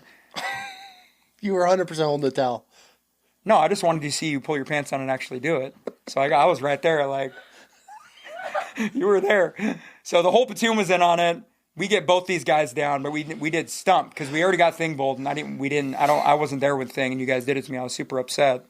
So I wanted to be there for Stump because I truly just despise this guy. And he was just a mouth breather. And he got down. He's all amped to be a part of the team. All these NCOs are gassing him up. Boater was definitely there. And he was definitely holding the towel. Like, Trav was there too. There was the little click. And I know I was a part of it. I just can't remember if I was holding his legs or what I was doing. But I was a part. But I don't feel like I was there because I didn't, SA him or anything. So we get his head down, and Atomic sit up, you hold the towel, right? And then you got right over him. He had no idea. I don't know why. Probably because his name's Stump. So you pull your pants down, spread your cheeks, and 1, 2, 3, and he's pushing his towel. We let go, face plant right into the butthole. And I'm like, oh. But it wasn't and I just started gag. In the butthole, bro. He sat there so long. He like did. I jumped off of him. It was like a nice 2 seconds. He didn't know where he was. Like, he just... I thought think it was his still a eyes towel? were closed. I have no idea. He Dude. needed to do some manscaping or something. Did he think he was into like a Brillo pad or got a what? Shag towel. And his face after he opened his eyes, I want to throw up thinking about it. It was the nastiest thing ever. And that was the start of he didn't deploy with us, obviously. Oh, God, dude. He was out of there within a couple weeks. Thingvold stuck it through, but didn't work out the whole deployment. But he made it all the way through. Poor guy. Yeah. Can you imagine being a troop going with all those NCOs and you being the only troop, me and you? We would have been brothers for sure. We would have been lifelong friends. God, just from the misery they would have put us through. You want to talk about trauma bonded. I wonder if those dudes get together every now and then and just talk. Oh, I know they do. I feel bad in my heart but it was a different time back then. Like, in my mind, we were just trying to toughen them up because they were honestly just soft. And we were all, we already deployed once and we were trying to do what our NCOs did to us. Like, that's what we were trained. But we took it above and beyond. Like, we're going to do better. We're going to be more, horrible thinking. Our imagination was wild. Yeah. So we got to do a lot more. What's a story where you two got trauma bonded? I don't think we really had trauma bond. It was just... bonding. I just have so many stories of knucklehead stuff we did. Like when you crushed my fingers. Yeah, when I stepped on your hands when I saw you for the first time and I did a little, squash the bug on there. And the way you looked at your fingers and I was like, this is my dude. And then your dad was, honestly, you just like sitting in your room playing video games. You didn't do nothing. Like earlier where you were saying like, oh, people don't party anymore. You didn't really party. I finally pulled you out and we got to go do stuff. You rarely went out because you knew you were a wild man. So you partied usually in the barracks. You didn't really go out a lot. I got to fucking fight every time we went out. Yeah, it was great. I loved it. No, dude. You were the instigator. I'm the one getting in a fucking fist fight every time. That's why I was like, I'm cool playing Gran Turismo or whatever that game was. Yeah, you did. Yeah. And then you would convince me. I got you to go out to the boogie. Mm-hmm. And then once we went, and I was like, he's looking at you, Marshall. He's looking at you. And then I'd start something or shove somebody and be like, what's up? Just because I knew it'd be fun. Like a big dude with me, I'm like, we're going to wreck house. This is going to be fun. Like, this is going to be There was no ever we, though. It was always me. No, that's a lie. We never got in fist fights with people when I was with you. We just had a good time. No. Well, Unless he was on base, like with like Navy personnel or something. But we didn't fight. We didn't. No, get when in it a was lot. just you and I. No. It was when there was a group. Other people, maybe they'd watch it. No, any of my homies getting fights, I'm jumping in regardless. Oh, no, I know. I got to get my licks in. If I ain't getting action, I'm going to help out and try to get some. Like we just liked being in trouble. God, but we never got in fights in public, like with other people. What's the Hawaii story? Oh, yeah. All right, this is a fun one. Oh, God, why did you tell her all this I love shit? that she reminded me of this. This is good. Did you write these down or something? Our first time in Hawaii, I reminded her last night, and then she said it this morning. God. So our first time in Hawaii, on the way to Iraq, we're still knuckleheaded. Like, we got no stress in our lives. Like, we know we're going into Iraq. Whatever, we're going to have a time of our life. So I go out with you. I can't remember what of the days, because we were there for like 4 or 5 days. One of the days I went with you, because the first couple nights you were having fun, and we came, it was the Cinderella hours. You had to come back to the ship every night. You were troops, though. I'm like, bro, let's go out. And you're like, all right, bet, let's go. And we go out. And we walk by this coffee shop, and I'm like, I've never been to Hawaii before. I'm like, coconuts, dude. And you're like, oh, dope, we should get one. And then you tell me, Mr. Bam over here, double, triple my size, I'll stand on your shoulders and you stand. I'm like, have you seen my legs? And we did it. And there's this Jeep. Oh, I remember this. Jeep Grand Cherokee right behind us, a black one. It was, I think, black or silver. And I grab onto it. You put your foot on this Jeep. You didn't have any care for personal property. You were just like, smash, got on my leg, and you were like just twisting. And I'm like, oh my God. And I'm like straddling this tree, trying to brace myself for all 300 pounds or whatever, how heavy you were. You weren't that big, but. And you get up and you go to shake the tree because you can't grab one. And of course one falls off. And I'm like, score. And it falls right onto the windshield of the Jeep Grand Cherokee and shatters it. And you jump down. You grab your flip-flop back on because you never wore shoes. And we bolted. You remember that? You never wore shoes. I still don't. You remember that? I remember that. That was a wild story. And then your dad got a conch somehow through that trip. And then we constantly got in trouble because he'd go on the flight deck when we do like our formations and Marshall! Yeah. Oh, yes, Corporal. And you'd run over. I was like, oh my God. And I wasn't even near you and I got wrapped up in it. I'm like, why? I bought that just giant conch shell in Hawaii, and then every time we'd have a ship formation where all the Marines were, and I would be in the back. Like any man overboard drills we getting that, you did it every time. The first sergeant tried to take it from you, and he's like, you know what? That's actually funny. Go ahead. And then Gunny Barton was chasing me one night. I had to hide underneath the Humvee. You would have shattered that. I know, dude. He's still like, have it? Downstairs. I was in the Bahamas, dude. We went to the Bahamas recently, and they were like wheeling and dealing like prices on conch shells, and I was like, if I can blow this first try, I get it half off. And the guy's like, do it. And he was like the whole market. Well, don't they have to drill holes in it a certain They way just cut the tip off. Okay. Where it comes to a tip, they just knock that off. Yeah, and the whole market shut down. All the girls and everybody were like, you know how to do that, Dad? I'm like, you don't even know how I used to sit in the back of a fort. Remember, we used to go Maui. We used to go we called it duty hunting. We'd go duty fishing, where I would blow it in the barracks in the middle of the night. And we'd blow it till the OOD would roll up. We'd all hide on the third deck, like behind the. Yeah, it sounded like a foghorn. Yeah. Did they know it was you? Oh, dude. Fucking Marshall! They'd be looking for me. I'd be running around the flight deck at night. Because we'd all come back on ship wasted. Everybody's fucked up in Hawaii. Like, every night we'd come back. So then they'd make us get in formation to get accountability to make sure everybody made it back. And I'd just bring out my conch shell every time. I'd be carrying it with me. And I'd stand on the back and just be howling on this thing. And Gunny Barton knew it. Let me fucking hear it one more time. And then Wagner came around. And Barton was like, you two, come here. We're duck walking. Dude. And he's like, and then we thought, if we start acting gay, he'll leave us alone. So we're duck walking, and I'm sitting here acting like I'm humping you, and we're fully clothed, and I'm like, and then you're doing it to me. And then Barton goes, oh, you guys want to act gay? Good, come here. And that was when the don't ask, don't tell thing was going on. So he's like, oh, you want to play? And then we took us to Neptune. King Neptune with his belly, and I had to tongue his belly button with fish oil, and it was. I had to eat a fucking cherry out of his belly button. All right. You did too, motherfucker. No, I didn't eat a cherry. I used fish oil.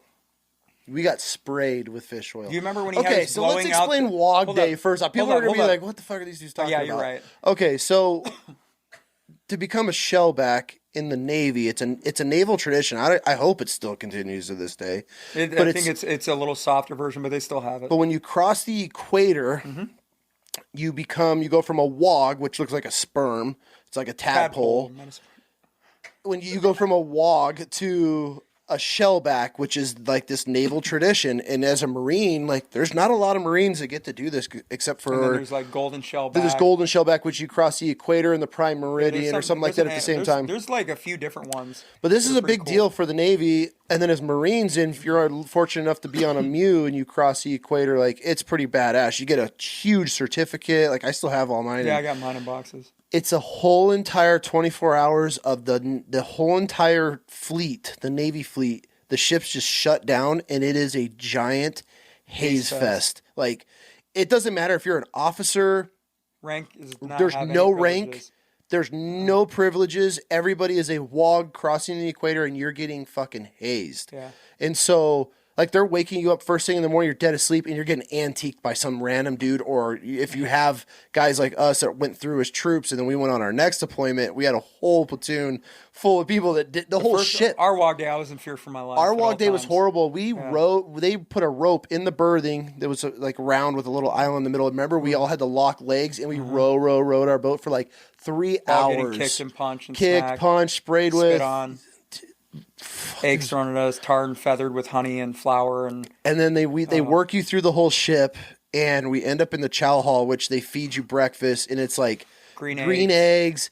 Everything has a pound of salt poured on it, fish oil on everything. Fish oil, like straight, pure, like raw fish oil on everything. They had spray bottles of fish oil, which we found out what was in them at one point. I'll get to that. We shouldn't have asked that either. And dude, our gunny on this deployment was like the crustiest. You didn't fuck with this dude. He was salty, man. Salty, very experienced. Like the gunny in Full Metal Jacket, like just like when you think about gunny of the Marine Corps, smoke while he does his PFT. He'd run 3 miles with a cigarette. You ever see him eat? Never. I just had this conversation with Hightower. I think I saw him smoke cigarettes, drink coffee. And drink coffee. That was it. I've never seen him actually eat. And if he didn't have his cigarette or coffee in each hand, you didn't fuck with him. You didn't even approach him.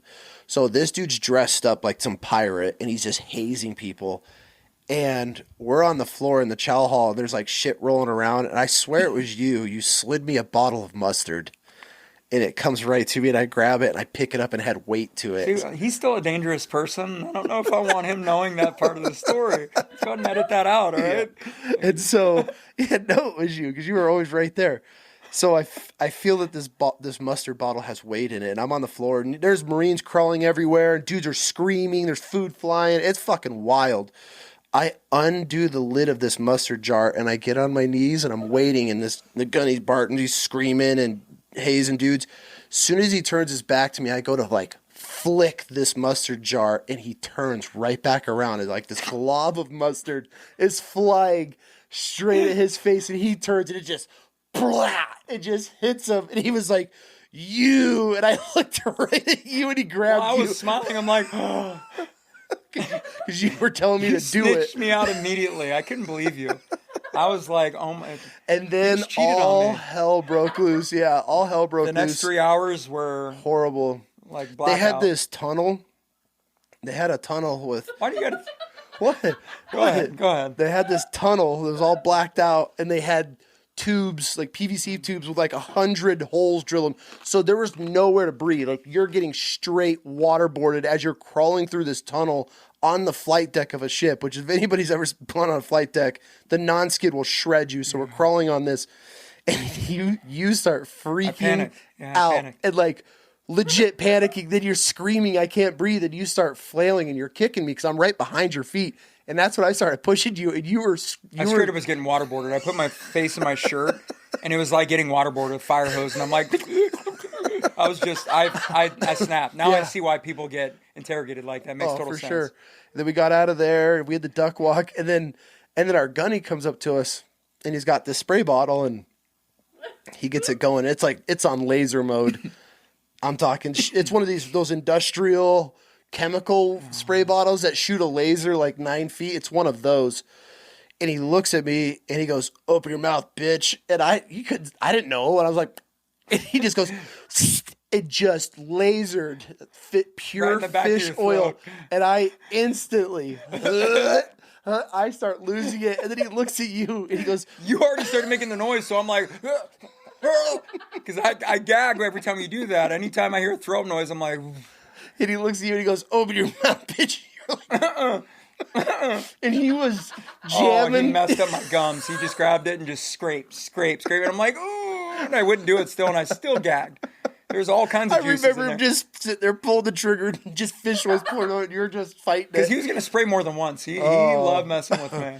Yeah. And I was always getting in trouble, man. That's when we had to go, and they have, in the end of the at least for our ship, this is how it was. And if there's any freaking sailors that are like, that's not how it was, I hope to God it was not like this.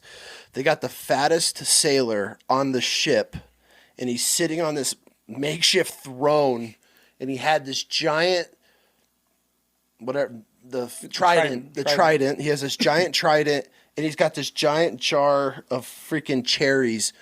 And I didn't get the cherry. I got the fucking cherry. Thank God, dude. Oh, you know why? Because Barton was pissed that I wouldn't open my mouth, so he sprayed it in his belly button. He's like, lick it out. And I'm like, and it was all, you remember how hairy it was? I'm like, it was this just dude's like a giant Peter sailor. Griffin just A giant sailor. They find the fattest dude, and he's King Neptune, and he sits there, and this is who grants you your a shellback. Dude, people are going to listen to this and be like, what the fuck? Yeah, but I will tell you that after doing that second one, we both realized an all male ship like the Cleveland In the Comstock.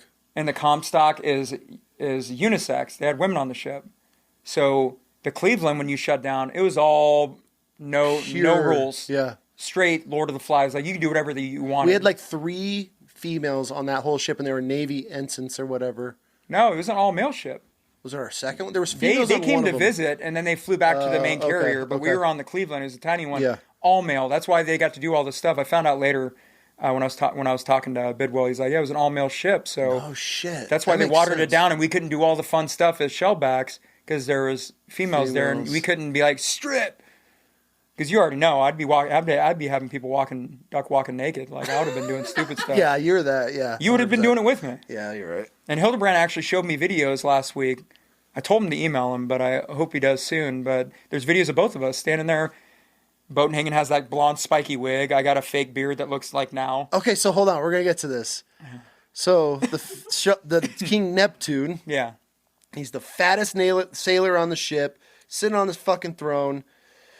He's got a trident in one hand, and he's got this jar of red cherries and this cherry juice in the other jar. And he would fucking pull this cherry out and put it in his belly button and yell something. And you had to go and bite and thank God, dude, the stem was just enough where you can pop it out of this dude's belly button. And then he made us. There was like 4 of us standing there, and he told us to sing the Marine Corps hymn backwards. Marines hymn. Not Marine Corps. Hymn, whatever. The There you Marines go. hymn. Backwards, and we're all standing there like, "Durr." And then we turned around. I don't know who turned around.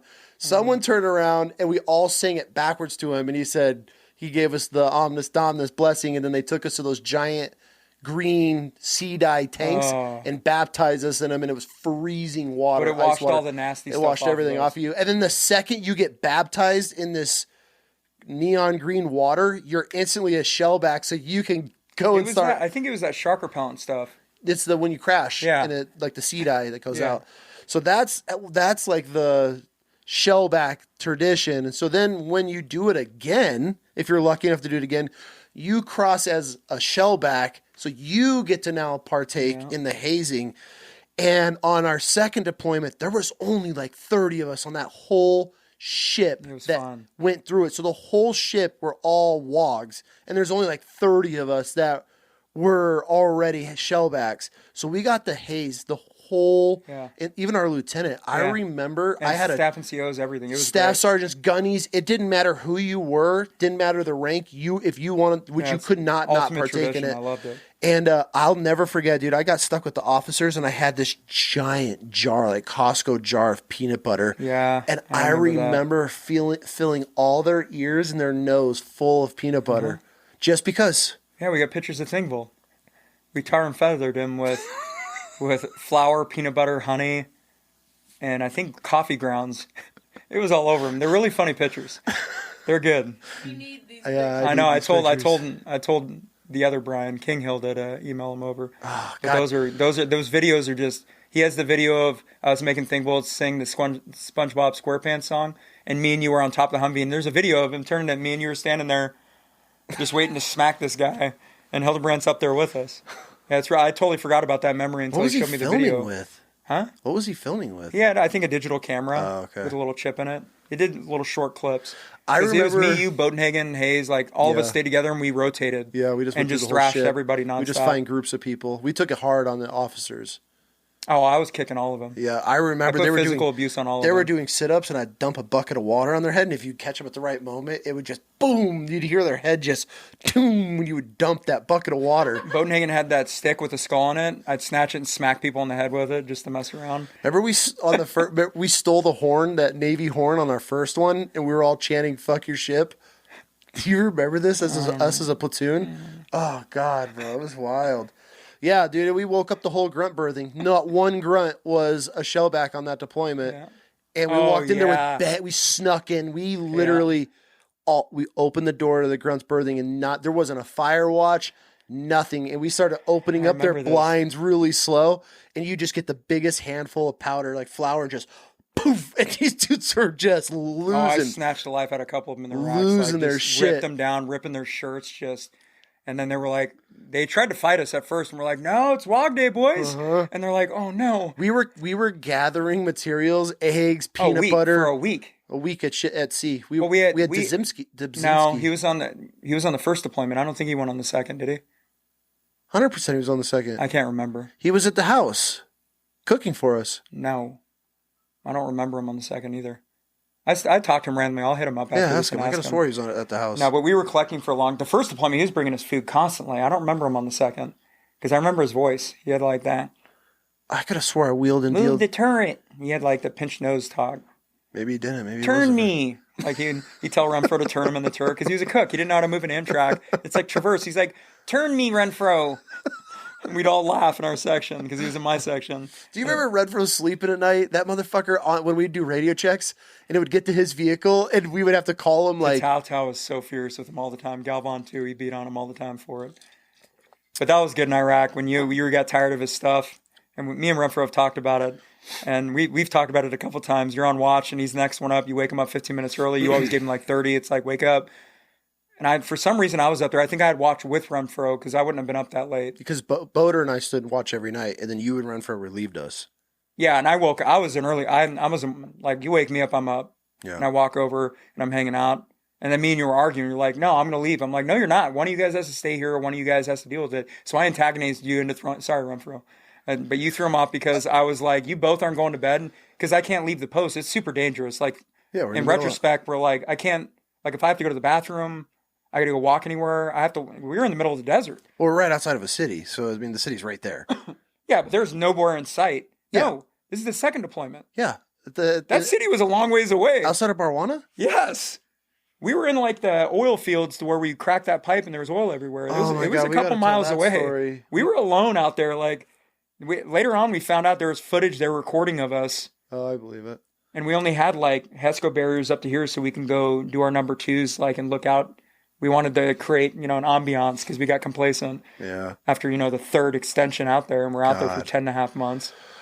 Well, okay, so back to this watch post. Oh, yeah, sorry. So you're standing up post in the middle of the night for 2 hours, yeah, I think our posts were. And I had to wake this dude up every night with you, and he wouldn't get up. And so finally, after you're antagonizing me, he's sleeping on top of a vehicle. And I would wake this dude up, and he'd just go back to sleep. Just would not give a fuck. Like, straight up would go back to sleep. And that's when you and I were arguing. I was like, dude, I'm going to bed. It's in the middle of the night. It sucks. And it's like this every night. No, so what happened was I was like, well, let me walk with you. Boder, just stay here real quick.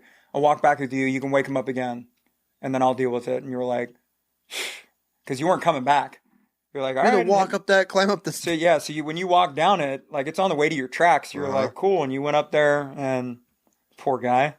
I picked him up and tossed him off. Just picked him up in his sleeping bag, like a body bag. That's what it looked like. And you're just, whoop! You just did one swing back, and he still didn't wake up. He's like a coddled baby, and you just right off the track. And that's like a, I don't know, 9-foot drop. Yeah. Onto soft sand. So you just heard the, and dust, poof, all over. Dude, he deserved it. You're like, he's awake, I'm going to bed, and I walk off. He came up, and Boater finally walked off. Because Boater was straight edge. She was like, I'm not leaving my post. Like, somebody else, he's right. Yeah, I didn't and give a fuck. And then as soon as I get him back, I'm like, no, he's definitely up. And Boater's like, you sure? I'm like, he threw him off the track. He's up. And he's like, he just laughed and went to bed. He's like, all right, later. And I just sat there. Dude, we hit that pipe.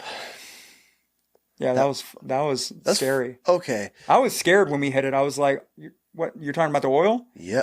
That scared me. Yeah, bro. We were, okay, so people listening have no idea. This is the shit that goes on in Iraq that I never hear people talking about. There's no footage or anything of it. There's pictures. There's 100% footage of it. Oh, no, I got photos. Yeah. I said we're rich. I made a video. And I said, Yes. I showed Melissa. It's like, we struck oil. Good old GW. Do you have We're this rich. video? Yeah, I'll send it to you when I get We'll home. play it on this if Yeah, we can. it's going to take me a while because I got to search fine. through everything in the boxes. That's fine. We got time. Just remind me. So we're in Iraq. We're doing this bullshit security for these engineers because we're literally building berms around cities that are along the Euphrates River. So, like, if anybody wanted to leave on vehicle or foot, they had to go through these checkpoints, which we ran. Him and I, we ran the vehicle checkpoint. Well, these engineers they like put their claw in the ground and we're just ripping roads for us, and they strike an underground oil line, like pipeline. Well, how would you compare it? You can't compare it. 20, 30 fire hydrants power wise? Yeah, there had to have been 100,000 gallons out there. Like, it 100,000 there was lakes of oil, so black oil. It was just oil. We strike pipeline. It goes into this wadi aqueduct system that goes down into the palm grove into the Euphrates River, which is a whole new war, a biblical historic river. Yeah, that was bad. And so this oil is running through the desert that leads straight. So the dozers have to haul ass, get to the river, and they start building a berm. And they literally kept just having. They sat there for. It was all night. Dude, it smelled so bad. And we had to stay right on the side of the berm for months on end, smelling all of that oil. Yep. It was horrible. It was just pure crude oil. And then while they were doing that, I think you were in a different section. You guys were providing security. The people from the town came up, and I have pictures. Third section, we were like, our staff and CO Arbuckle walked up and was talking to the people because they were all farmers. They were furious. Mm-hmm. Like, that was all their property. And rightfully so, we destroyed it, but we were like, we didn't do anything. The engineers did, but obviously Iraqis were like, dude, who's going to pay us for this? Yeah, because those were all date trees. Yeah, that's and they their just livelihood. Plowed through them, and they built this berm. And then shortly after this, within days, they ripped a hole through a natural gas pipeline. That ran for months. I was terrified of any smoker. I was like, don't light a cigarette near me. It was so powerful. The gas coming out of that pipeline was so powerful. We were miles away, and it sounded like a jet, like a jet taking off just all night. Did you ever drive by it to go back to the fob? No. It was deafening how loud it was. No. And that thing ran for months. Yeah, but they stopped it up before we left. Yeah, but it went for months, because I went back a couple times for the whole AT4 thing. I went back, and that was a debacle. And then I went and did like the Gatling guns with the Mark 19. I went and did like the fun shoots because we were just doing a TCP. God, dude. So it was just I wouldn't say it was exciting, but we got to do some cool stuff out there. Yeah. Like, once we moved into actual Barwana and we went into Animal House, and we found huge caches, and we found some cool shit. Yeah, we did some really cool stuff in our career. Just those two deployments that I got the most experience out of my first 4 years. Were you there the night? God, dude, I ran through a cemetery one night, and we had no idea. And the lieutenant stops me on this hill, and we're looking around, and he's like, pivot me to the left. And I start like kind of like a roll pivot, and we hear this crunching, and I'm like, what are we running over? And we look, dude, and it's like on this hill, and there was just these shallow boxes and stuff, dude. He was like, get us the fuck out of here. And I'm like, yeah, that's bad. Oh, dude, I don't remember that. Yeah, it was in the middle of the night. I don't even know what we were moving. I randomly would just find you sometimes, like like in the turret. So we were clearing houses in Barwana. Like, we did it in a push into the city. Yeah. Like, it was like a Marine Corps commercial. You remember that? The helicopters. I think Boater or Hayes recorded it, but it was beautiful. It was like a magazine, like an ad. We all drove in, grunts all get out. It looked beautiful. And you got to be the mounted patrol. Yeah. Because you wanted to go have fun. Well, you were making friends with the Iraqi dudes. Somehow you found a cattle prod. All the ranchers know what that is. It's a shock. It's pretty much a taser on steroids. We don't need to go. And, no, it's funny. And there's a lot of wild dogs out there. They're severely mean. And there were like packs of wolves. And These dogs would fuck you up. I'm looking through my turret, and I'm randomly just watching, and I'm like, there he is. Because the way you wore your Kevlar, it was always like a bobblehead on top, and you had like these orange glasses, and you had your little red and white scarf, Iraqi scarf thing you wore around that we're not allowed to do anymore. And I saw you messing around. I'm like, what's that stick in his hand? And I'm like, I know now there was a cattle prod, and this dog keeps coming at you, and you're like kicking away, like piss off, leave me alone, go away. Dude, I got attacked all the time. Finally, you talk to this Iraqi and you grab the stick. I'm like, oh, he's gonna smoke him with it. I'm like, cool. And I got my camera up and I recorded. I don't know where that footage is. Somebody told me they have it. I think Hopkins says he has it because I sent him all my stuff and then I lost it. Fighting off a pack of fucking dogs. No, it's just one dog, and the dog was like coming at you. He was a big boy, and you finally you're like, time to meet Dr. Watts, and that dog just. And bolted. And I was cracking up. I'm like, oh my God. It was. Dude, everywhere I followed you until I couldn't see anymore. I'm like, all right, moving on. Let's do my job and actually provide security. Dude, who were the two? Leonard's is one of them. Was it Copen that left their rifle on the hood of the Humvee? Did. Yeah, it's a good story.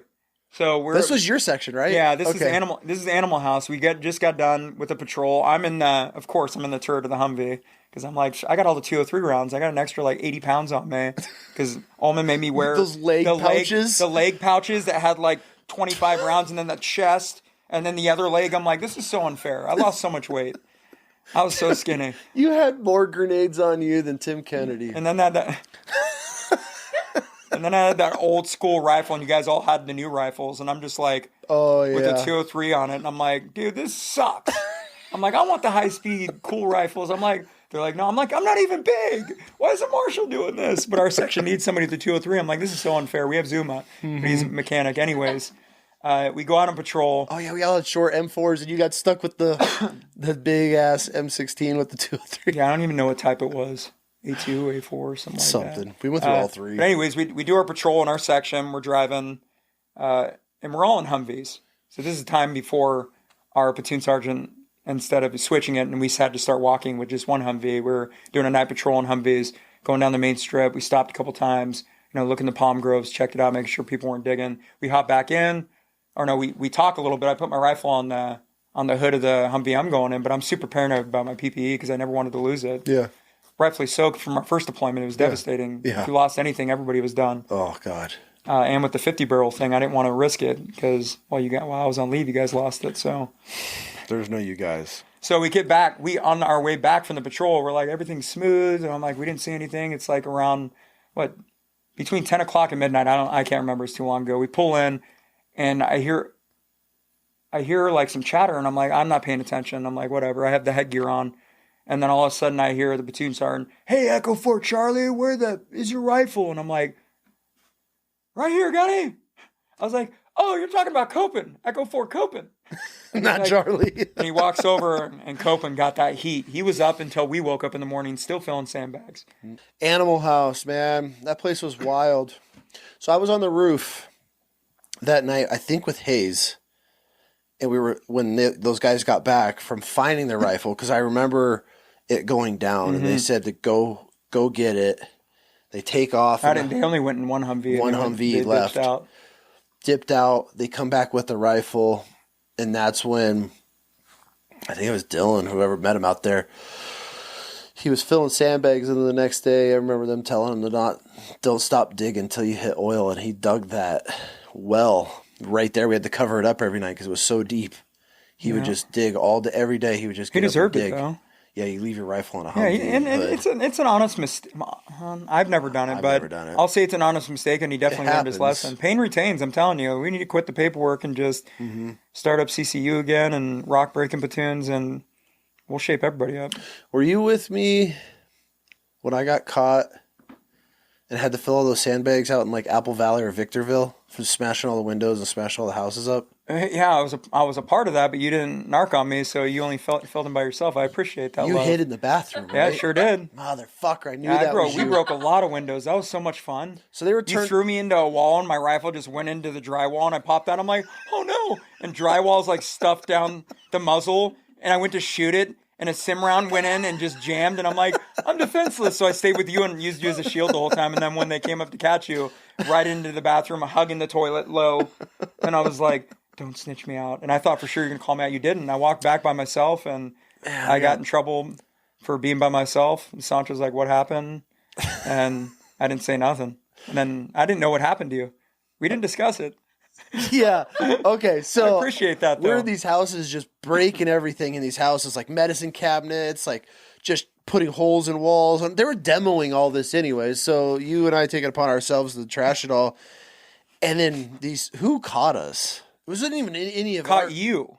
Okay, who caught Don't me? say us. I didn't get So caught. he saw the Marines coming and dips into the bathroom, leaves me hanging right as I'm shattering a window.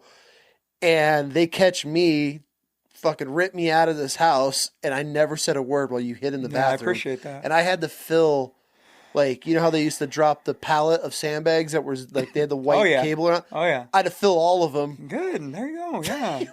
I appreciate that. Yeah, you should have been doing it with me. No. Yes, bro. That would a true That friend was would your have. choice. You got to live with it, man. I appreciate you. I totally forgot about that. It makes me like you more. I appreciate. That's the one time you didn't call me out. Yeah. Yeah, I couldn't, dude. I wanted to Because so Wog bad. Day was worse. I would have rather filled sandbags than do Wog Day with you. It got so, dude, I was filling for so long and I wasn't even making a dent. I was stuffing sandbags inside. I do remember, and you were filling up like half quarter full sandbags. Like you were not going all the way on these. You were like, and they were probably watching you, so you couldn't just walk off like you traditionally. You were like, I ain't doing that, and you walk off. They probably got your name and your ID and everything. Oh, they took me back to freaking Lochner and all those guys. Oh, and they made you do it. Mm-hmm. It was our staff that made me fill all of them. And the whole entire time, you would point and laugh at me as you saw me filling sandbags, and you were... No. Yeah, yes. I might have Yes, no. You're... as he's walking by, as I'm filling sandbags for the third day in a row. I was just proud of you. I'm like, wow, you didn't snitch me out. That's a real one, man. God, man. Like, a true homie ain't coming out there and helping you because we'd have to fill 2 pallets, and I'm slower than you. So it would have been worse for you. Yeah. So in turn, I was helping you by not doing that. I was so... Lochner really hated me. He liked you. Yeah, I don't So know he would have why. made us do a lot. Yeah. You weren't he wasn't a fan of you. And then Martinez had my number. Yeah, he did. Oh, he loved messing with him. Well, he had everybody's number. He was a mean staffy. But I went Staff sergeant. I went Staffy. above and beyond on his list. Yeah, you did. You purposely made sure, like the smoke Jenny coming back from the field. It's Friday morning. We're getting off early. Whoa, and it's just right in his face from 2 feet away. You gotta explain what it is. Oh my god. Well, it's like a cover and concealment thing with smoke Jennies on the Amtrak's when they're around. Cover and concealment, you hit them before you hit the beach, so it gives cover. It bellows out white smoke. Yeah. Just bellows that out. It's supposed to cover and conceal you when you're in the ocean. Yeah, it's darker than smoke. It's So just like I didn't even mean to do that to him. So you call it like smoke? What do they call it? Just I don't know. I data dumped a lot. yeah. There's a term for it where if you were working in your vehicle or like in your driver's station, somebody'd pull up and they'd just floor it with the brake down, and you hit the switch. And It's like when you hit the Freon in there, and it's just it just bellows out the smoke. Well, I thought my buddy Travis was his driver. Yeah. And I see a body moving in the driver's seat, so I pull up next to it and I put my exhaust right there, and I just boom and just dump smoke onto him for a better part of a minute. I mean, I didn't let off. But that was common for us because we did that in our first. But that was platoon. Martinez. Yeah. He was in the driver's seat. The staff sergeant's in the driver's seat, and ever since then, man, he hated me. And I didn't even you know it couldn't was him. see because he had the goggles. Well, no, he was bent over, so he was fucking with something in there. I never would have expected him to be in the driver's seat. I think you would have still done it.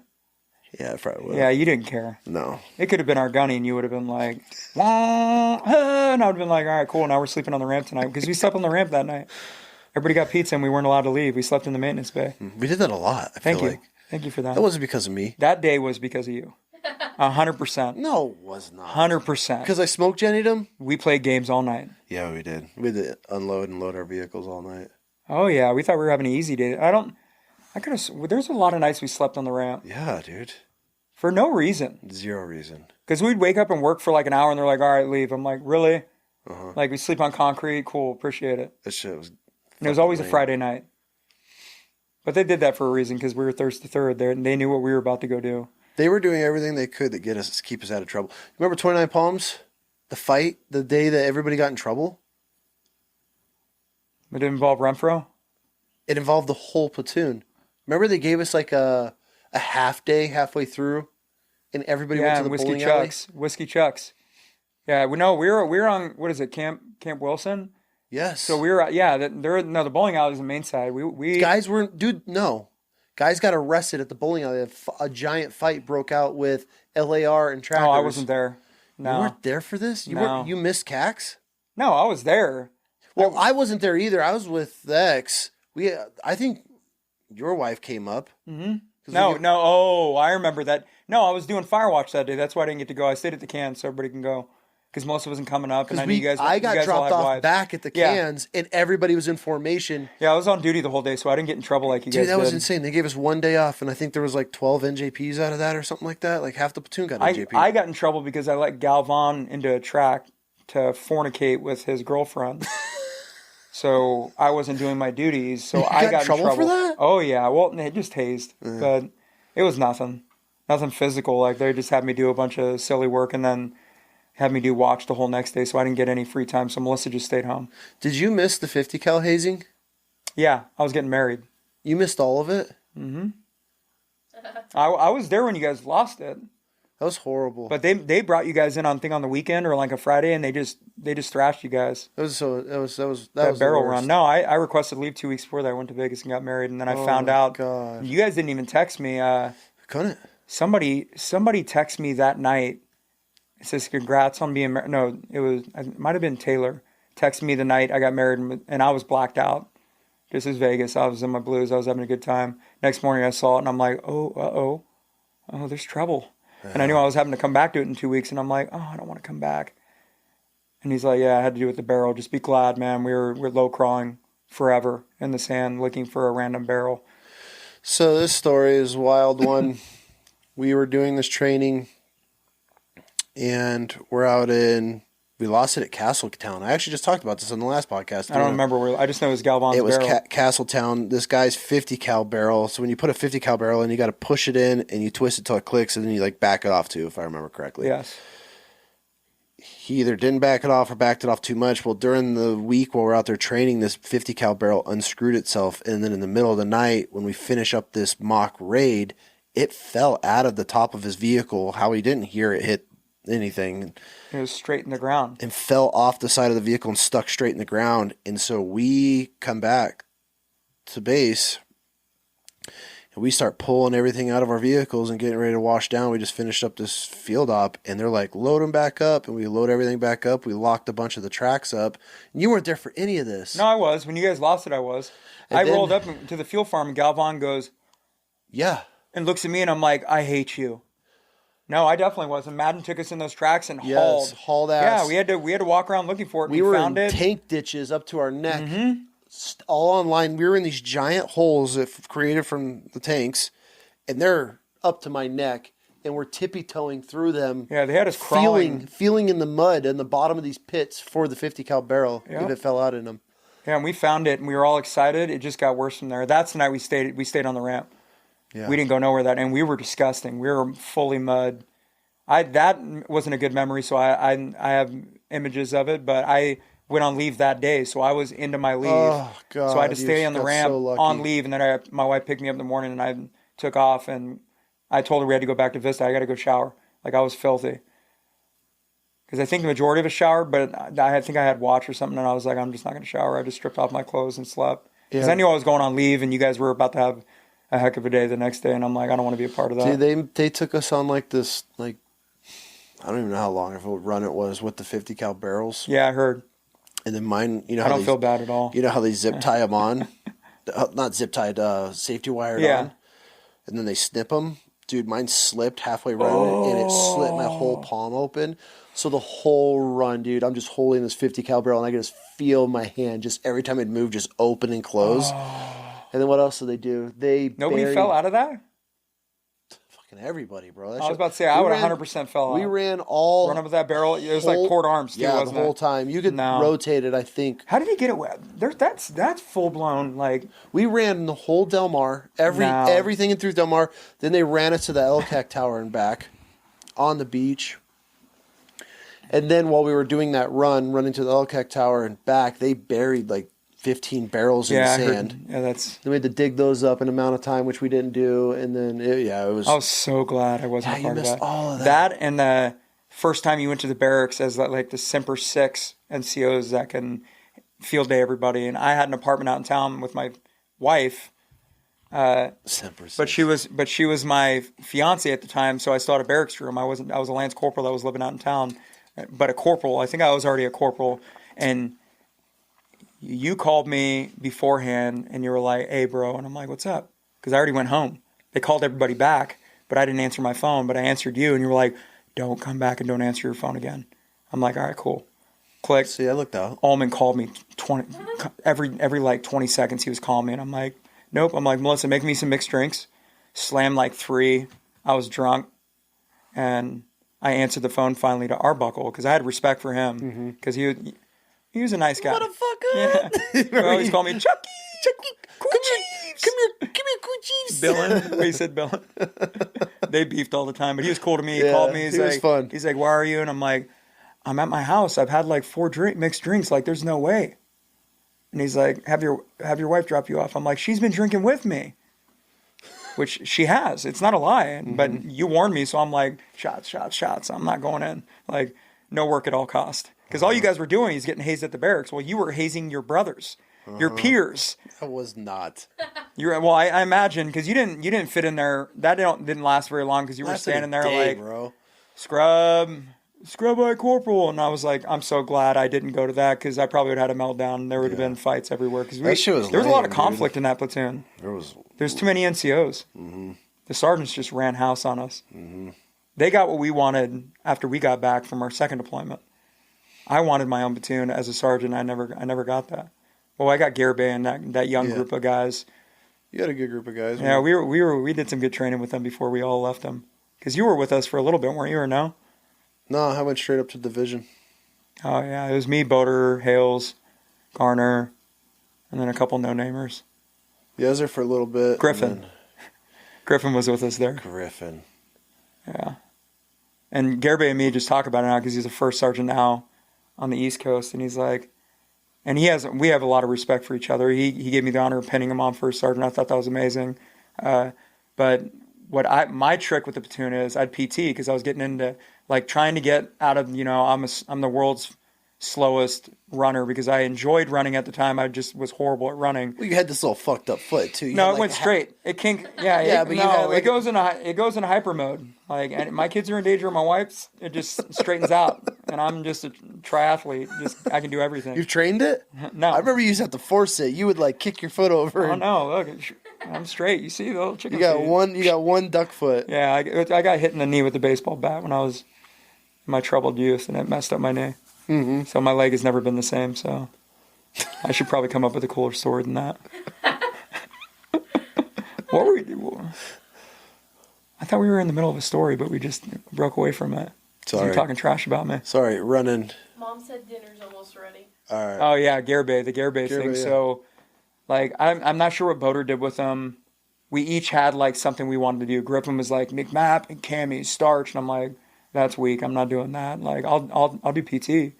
And they're all, like, Boater and Hales are like, what? And then Garner's the runner, and he's like, Chuck, blah, blah. I'm like, shut your mouth, because he was a sergeant. I'm like, or he's a corporal, and I was a sergeant. I took him outside. I was like, hey, we're boys. He didn't have that relationship where he understood, like, the rank thing. You have to play the rank game. Like, even if we were friends and you were promoted over me, like, it is what it is. Like, we're still human beings, but some guys weren't acting like that. No. But my specialty was taking on tow rope runs. Everybody grabs a tow rope to set me. Let's run. But my mistake was running in plain sight. Like, behind the armory, there was, like, a little corporal challenge valley. Yeah. There's a little corporal's challenge. I saw somebody looking down that looked older, like a stabbing suit. I'm like, check, I was already going to do this. I'm like, Garibay, you, give me your tow ropes. And I put tow ropes and crossbody, and we were in boots and utes, and we ran back, like the longer way, or I went up the big Big hill, hill, yeah. and then wrapped around and ran back. Well, that was my first counseling on hazing. And I went in there and I'm like, about time. I'm like, man, I was getting away with murder for the last couple years. And Martinez was the platoon commander at the time, and I was his notional platoon sergeant. Or like we had our group, but I was the last one there. Eventually, everybody left, hanging and everybody, because he was waiting for that officer thing. So everybody eventually kicked rocks, and then I left last. Martinez is like, "What are you doing, bro?" And I'm like, "I'm doing what you did to us." And legit told him, "I'm like, Staff Sir, I'm doing what you did to us." He's like, "All right, you got to lay back, like enough." He's like, "The SEAL wants to talk to you." I'm like, "Oh no." I'm like, "The captain, I'm in trouble." And I just picked up sergeant, like less than 30 days. Really? And I'm like, I'm in trouble. And so I go in there, he gives me a verbal counseling. I'm like, thank God. Cool dude. I ended up working for him years later. Yeah. But he was like, look, man, you can't be doing that. Were you wearing the rope? I'm like, I wore the ropes the whole way back. He's like, but everybody else is still wearing them. I'm like, but not two people, because I wore 2 ropes. And he's like, Charles, enough. And I'm like, I'm just having fun. I'm like, it's good training, because it actually is good training. And it's some man stuff. Like, we were just out there, and I talked to Garibay about it, and he's like, I thought it was dope. I let him call cadence. Like, we had fun. And I'm like, because we didn't have vehicles, so we stayed at the barracks for like 4 months. Oh. And so we had to figure out things to do. So I'm like, Griffin is McMap. So they did all the McMap, all the hours, no belts. Roll. What, hardening blows? Was it softening blows? Softening blows, yeah. Or when you do the numbing, like, it's body hardening. That's what it was. Body hardening. I should know that. I went through all of it. Fingers, grip my fingers. It was the stupidest stuff.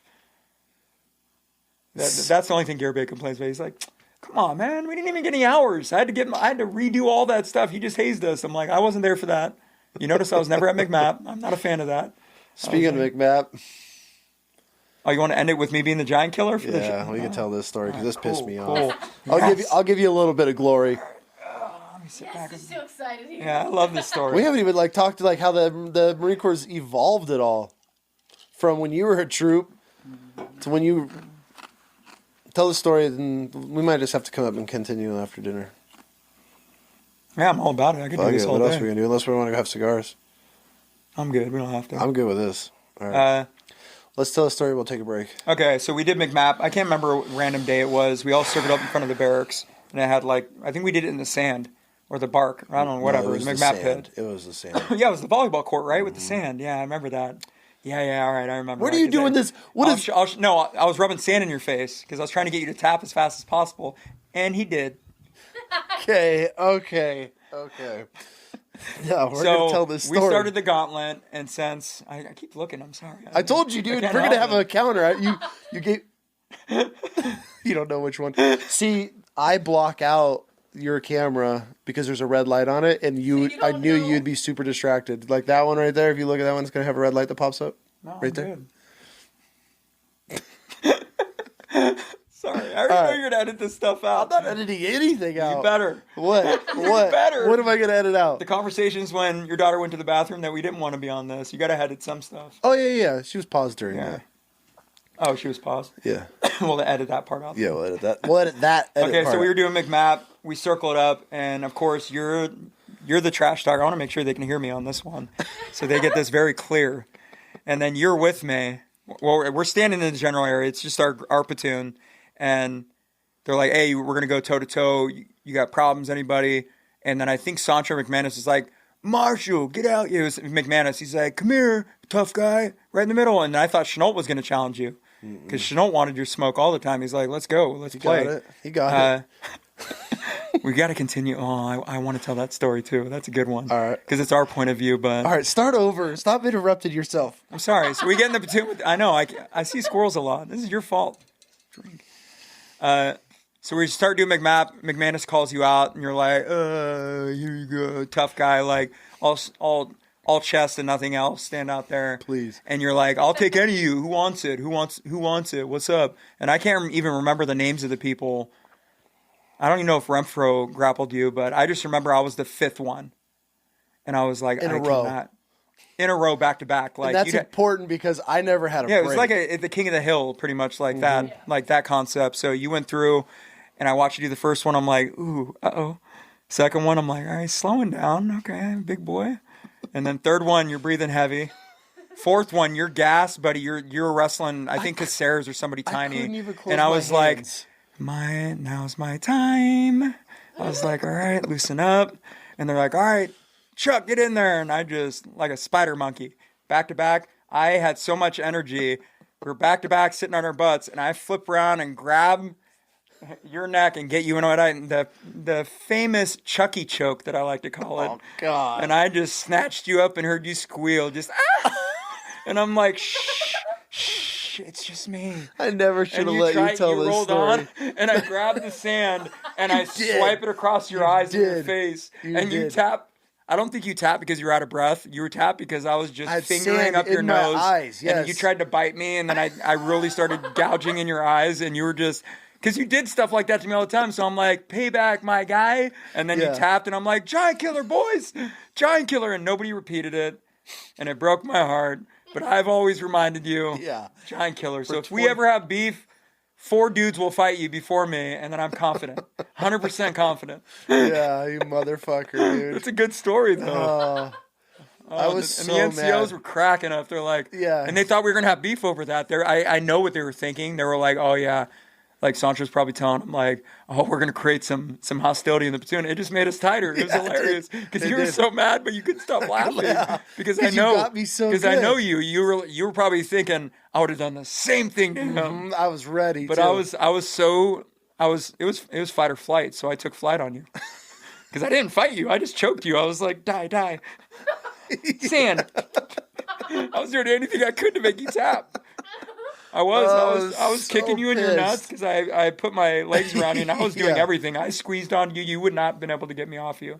Even if you stood up and dropped back, I would have held on tight. Yeah, that was straight up preservation mode. I couldn't breathe because you were shoving sand in my eyes. It was great. My mouth. It was horrible. As soon as I said sand, you were like, "Yep," because I just grabbed a handful. And it's like the dirty sand, like people throw cigarette butts, spit in it. There's like cats from all over the barracks shitting in it. Nobody played volleyball once there. It was rock hard. It was that rock hard clay with like a 1/4-inch sand on the top of it. So if you dove after anything or fell in it, it just was like sandpaper. Do you remember anybody else grappling after that? Because I don't. Yeah, I do remember because you got tapped immediately and I was pissed because... By who? I didn't even have time to recover and you were already out. Oh, it was Galvan. It might have been Galvan, and he's strong. Yeah. And I was like... I was already gassed from choking you out. Like, my heart rate dropped back down. I was like, I got the title. Now what? God. And then Galvan just smoked me. I was like, there's no point. Because he was double my size. I'm like, he's just a short, stocky little Mexican dude. I'm like, there's no way. I remember he got a job at the tanning salon just so he could pull chicks. I don't remember that. That was the most genius shit. Was I already gone? I probably was already in Virginia. No? He was super tan all the time, though. Like golden tan. I'm almost 100% it was him. He got a job at the tanning salon. This is ridiculous. Are we not supposed to talk about this shit? My bad. Galvan's gonna be like, I love tanning. You know how he is. What's wrong with tanning? With his voluptuous lips.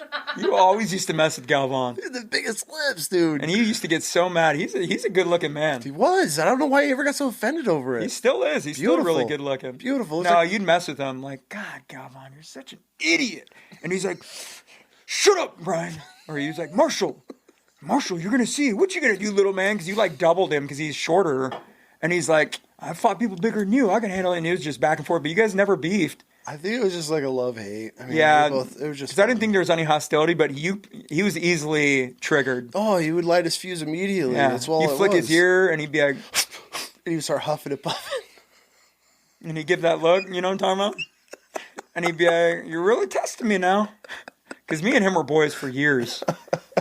He's a really good dude. Yeah. I miss a lot of those dudes, man. There were some characters in that platoon. No, I don't miss anybody. I'm good. I'll visit people, but there's a select few. Like Hayes is my first roommate. I miss him a lot.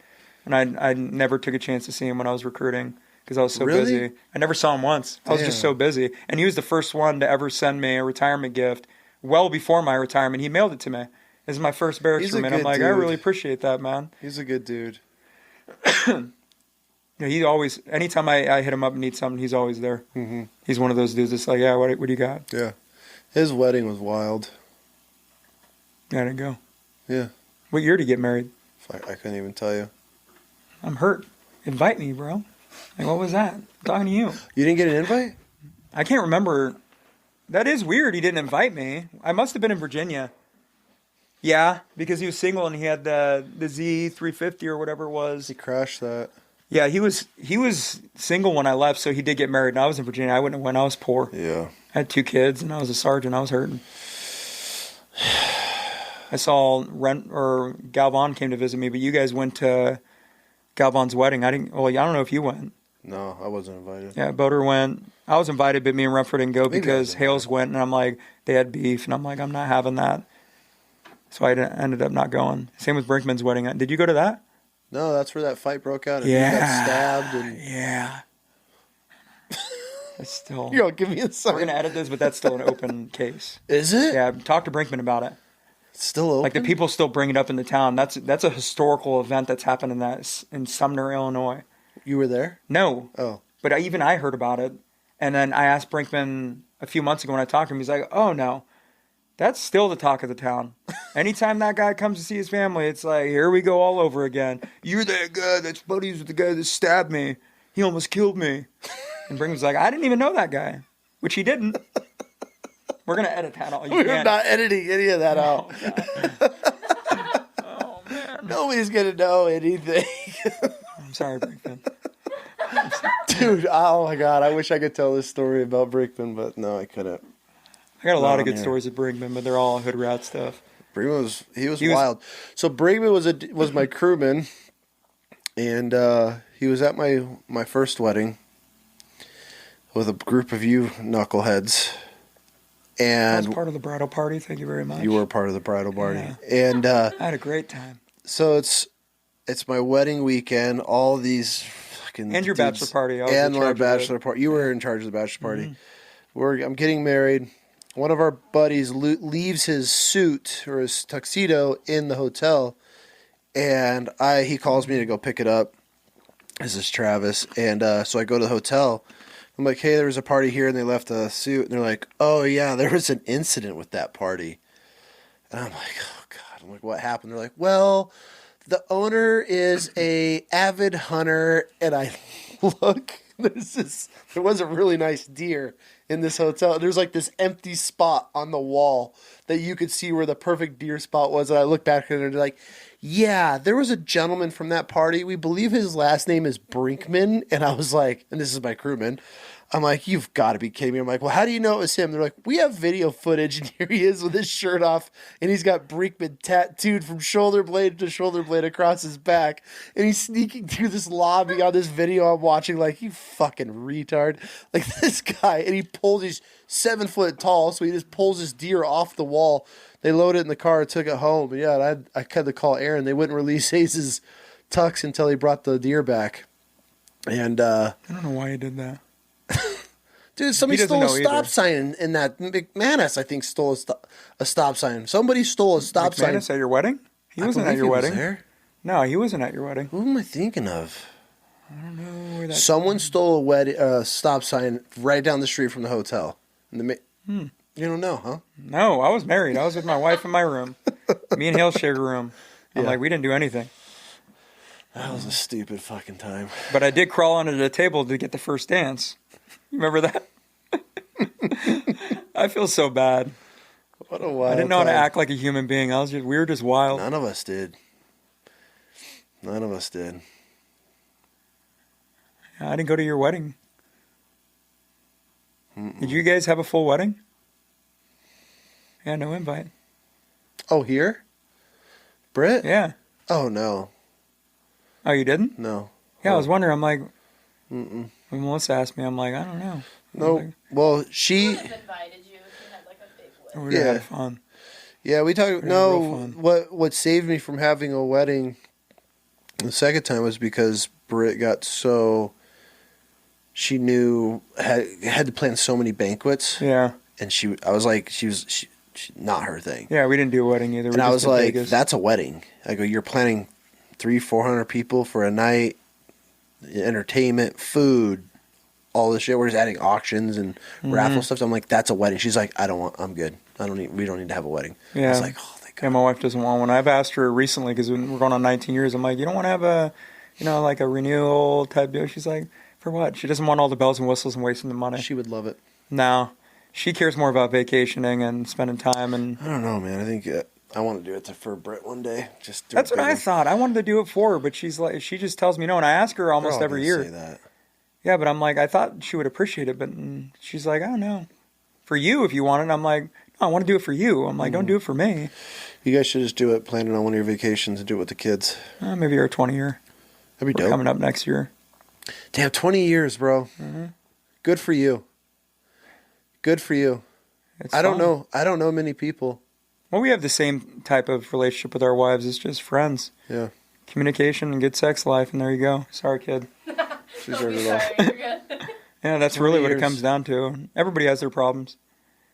Now, and we were talking about this earlier. I just tell people, like, don't tell people your business. It's your marriage. You made your vows with them, not your homies. Like, you can confide in people. I confide in you about certain things. I've called certain dudes that I know are good dudes, but that's not something you go around talking about. Like, it's privacy, and like I trust certain people I could tell things to, and that's it. And then it's just communication. When you like the person you're married to, I mean, it's cool. Yeah. Thank God it wasn't a fad for a couple of years, and then we hated each other. Like, we stuck through hard ass times, and we just got through it. How'd you make it work in the military? Because you were... That's rough. I mean, you're a recruiter. That pulls you away from home for quite a bit. Yeah, up at 5:30, home at like 10 o'clock most nights. Yeah, it was rough. That's what I actually am. I love being a recruiter. Recruiting was really fun, but being a boss was just miserable. I've never heard of like the boss until you started. Stephen CIC. He's like he's just the guy in charge. He's the one on the mission for all the recruiters. So each recruiter has a mission of one or two or right now it's like one or two, I'm guessing, but every station's different. And then the Stephen CIC has the total of recruiters. So if you have 3 recruiters and it's 2 apiece, hey, Staff Sergeant Charles, you're in charge of 6 for the month, and you have to sign a mission letter. So every month you have a mission to make. And then you divvy that out to your recruiters. And then you hope that your crappy recruiter, if he isn't making anything, so you're putting more weight on your heavy hitters. I've had recruiters that wrote 5-6 contracts. Jeez. Contracts meaning individuals signed up, and that's just in the month. And it was a lot. It was a lot of work. It came easy to me because I'm a talker, like you are. Like we just talk up people, and we could chat and relate as much as we can about anything. So if you're like that, recruiting's a breeze.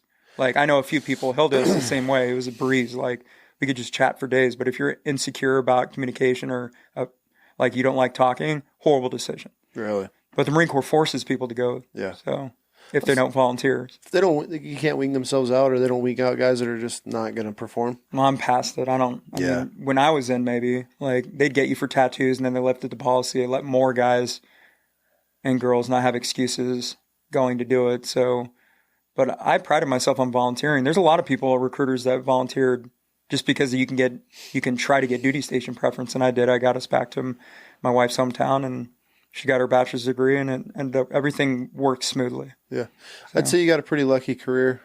You got everything that you kind of lined up, and I wouldn't say lucky. I mean, there's a lot of. You got lucky, bro. Like people have some shit times. Some people have all right times. Well, like you, I'm talking as far as duty being able to have a plan. Like, to be able to have a plan and execute it to where it actually works out.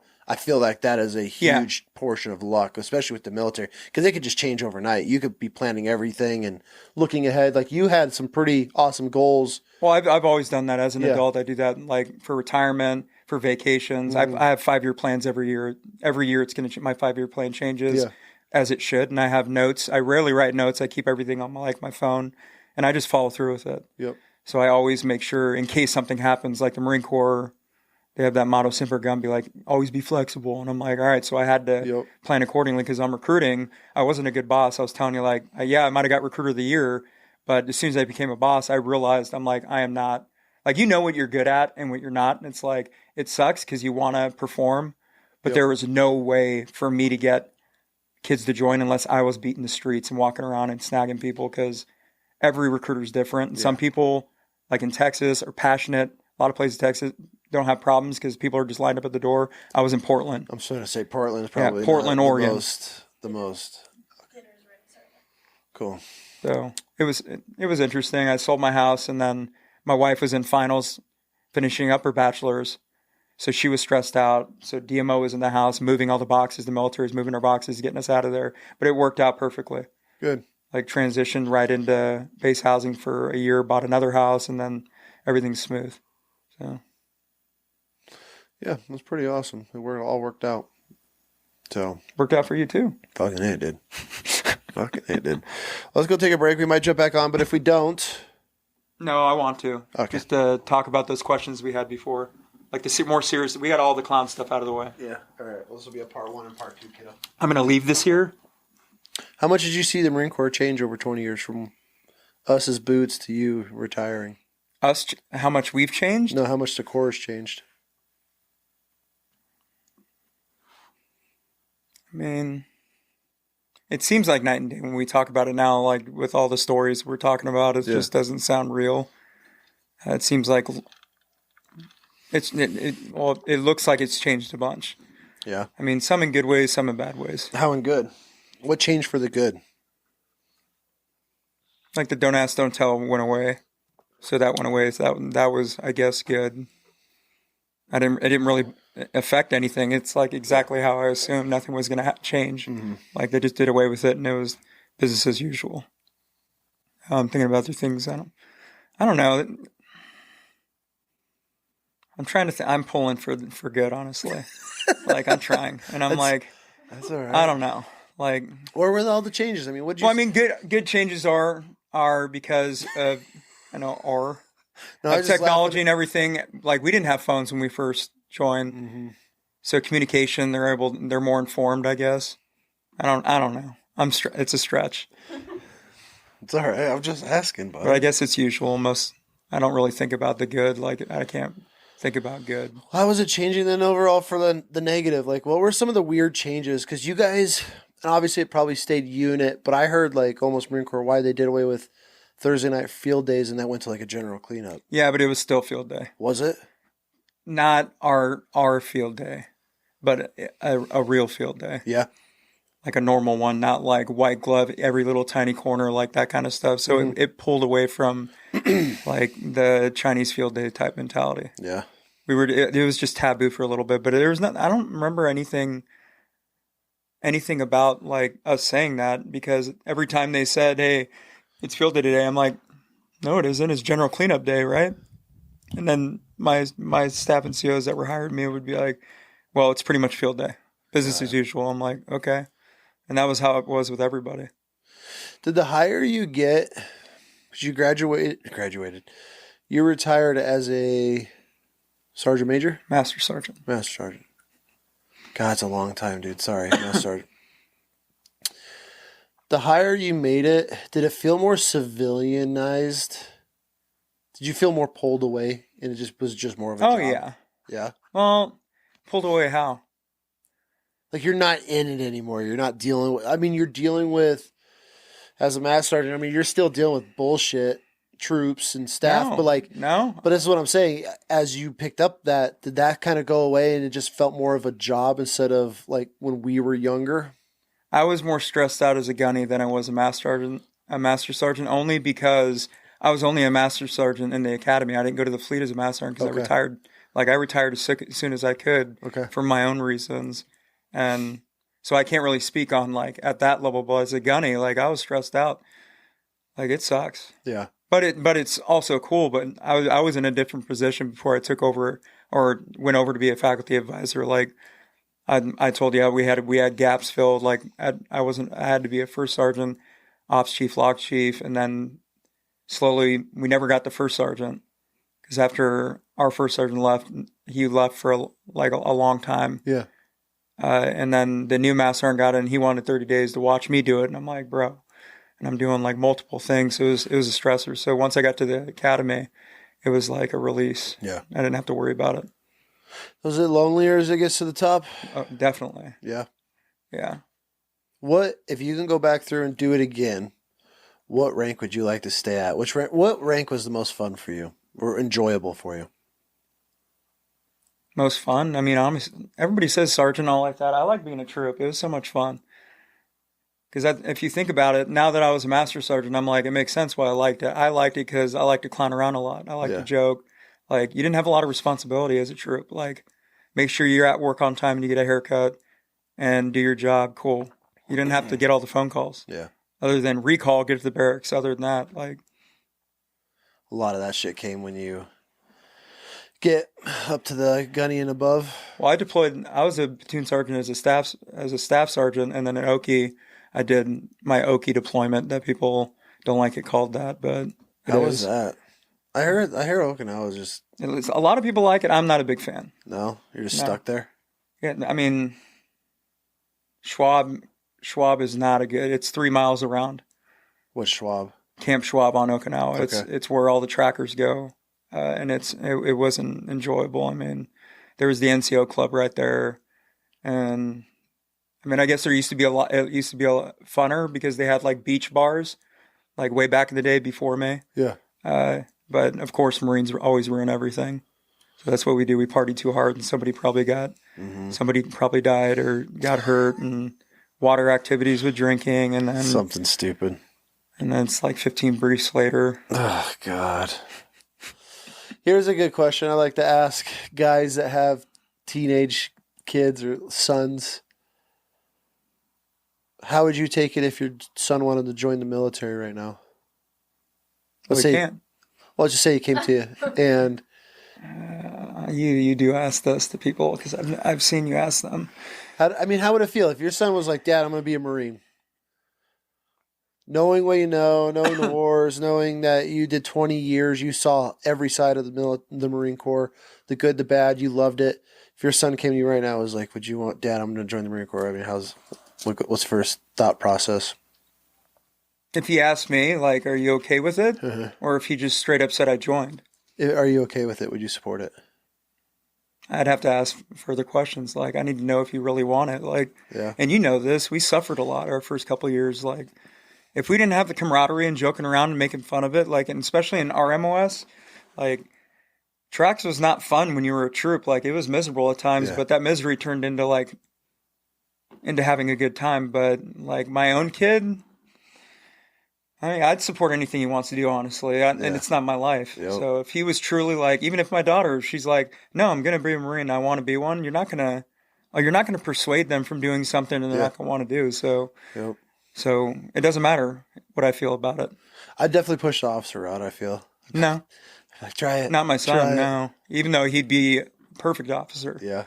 But no, I'd want him to go my route if he really wanted it. What MOS would you try to lean him toward? No, I'd put him straight into it. I would tell him, if he asked me honestly, I'd tell him, you want to follow my footsteps, have at it. I didn't join the Marine Corps. I probably would have never joined, honestly. I'm a realist. I'm not like some Kool-Aid drinker, like Marine Corps for life. Like, if I had other opportunities, I would have never met you and wouldn't have known anybody. Yep. Who knows where I'd be, but I wouldn't have been in the military at all. Like, I had no choice. So I'm like, if my kids wanted to do it, I'm like, all right, well, you have more options. I'm all about you joining, like, but do it for the right reasons. For sure. Because I do drink a little bit of the Kool-Aid, and I don't want people to be Marines that don't want to be ones, because you know how that happens. Yep. And then all this crap happens, and then you're dealing with BS, and you don't want to deal with that kind of stuff. So they really have to want it, and if they want to be a tracker, you better have the nuts for it, because even now, I know everybody's like, oh, there's tires now with ACVs. It doesn't matter. The mentality is still there. Like, the way we treat each other, the way we act, the jokes we make, like, people just look at our community differently because we just act different. Mm-hmm. And whether people like it or not, and I'm not like, I don't have yas all over my body. It's just, I just know it. It's the personality. Like, when somebody asked if you're a tracker and they know, they give you that look. They're like, tracks. Like, all you say is 1833, and they're like, oh, tracker. And then they look at you and they're like, all right, I'm going to watch for you. They always do it. Complete strangers. So we have our own traditions in our job field. Yeah. They're pretty wild at times. Knowing what you know now, would you do it again? Not knowing what I know now. Yeah. Honestly, probably not. I probably would have done, even though I'm loving life, and I love the Marine Corps, and I have no squabbles with anything. I'm living a very good life. I would have got out after 4 years. Yeah. But I put myself in my own situations. I was going to have a child, and I'm like, I got a supporter in the military is guaranteed. You just have to keep deploying. So I was like, all right, cool. Easy. You got tricked into it too. Mm-hmm. That was GWAP money. They just threw it at us. $40K. Because if they didn't offer any money, would you have still re-enlisted? I would have. I think I would have. You were motivated. Mm-hmm. Super motivated. I don't know. Oh, easy. I took it too far. I shouldn't have said super. I should have I just wouldn't left even use it. the word motivated either. I was, dude. Our early days were it was the greatest but worst time of our lives. Yeah. It was the most incredible memories and bonding we've ever done. But it was also hell at the same time, where dudes were going UA at a cyclic rate from like the battalion. Mm-hmm. It was rough. I didn't think it was that bad. Fuck the hazing, bro. But we never saw anybody from any other company. We were No, it's 'cause secluded. we were on our own little island, just trying to survive. It was fun though. I enjoyed it. That was the greatest time ever. We were. Yeah, but I would have got out. Hooligans. Yeah, after those 4 years, I felt like I did 20 deployments.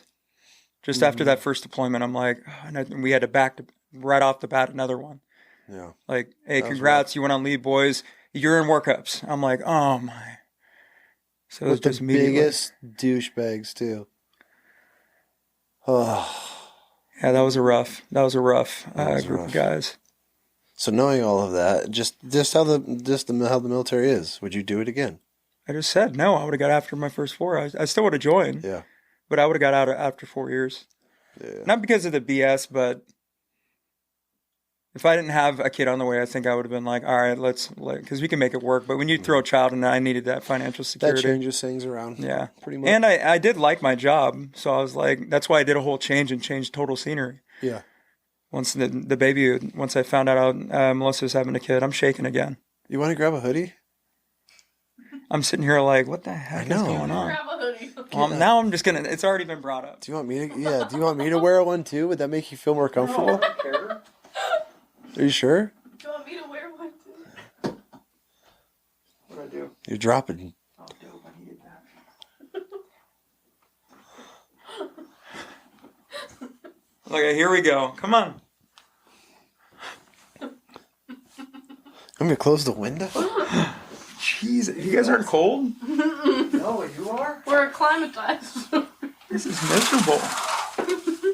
Oh my god, there we go. It was open? Oh my god, no wonder. I was like, I slept in here. It was perfect. God. Dude, I see you over here like. I'm like, how is nobody? I'm like, what's going on with me?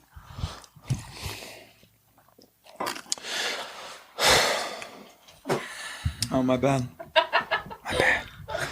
I'm proud of you, dude.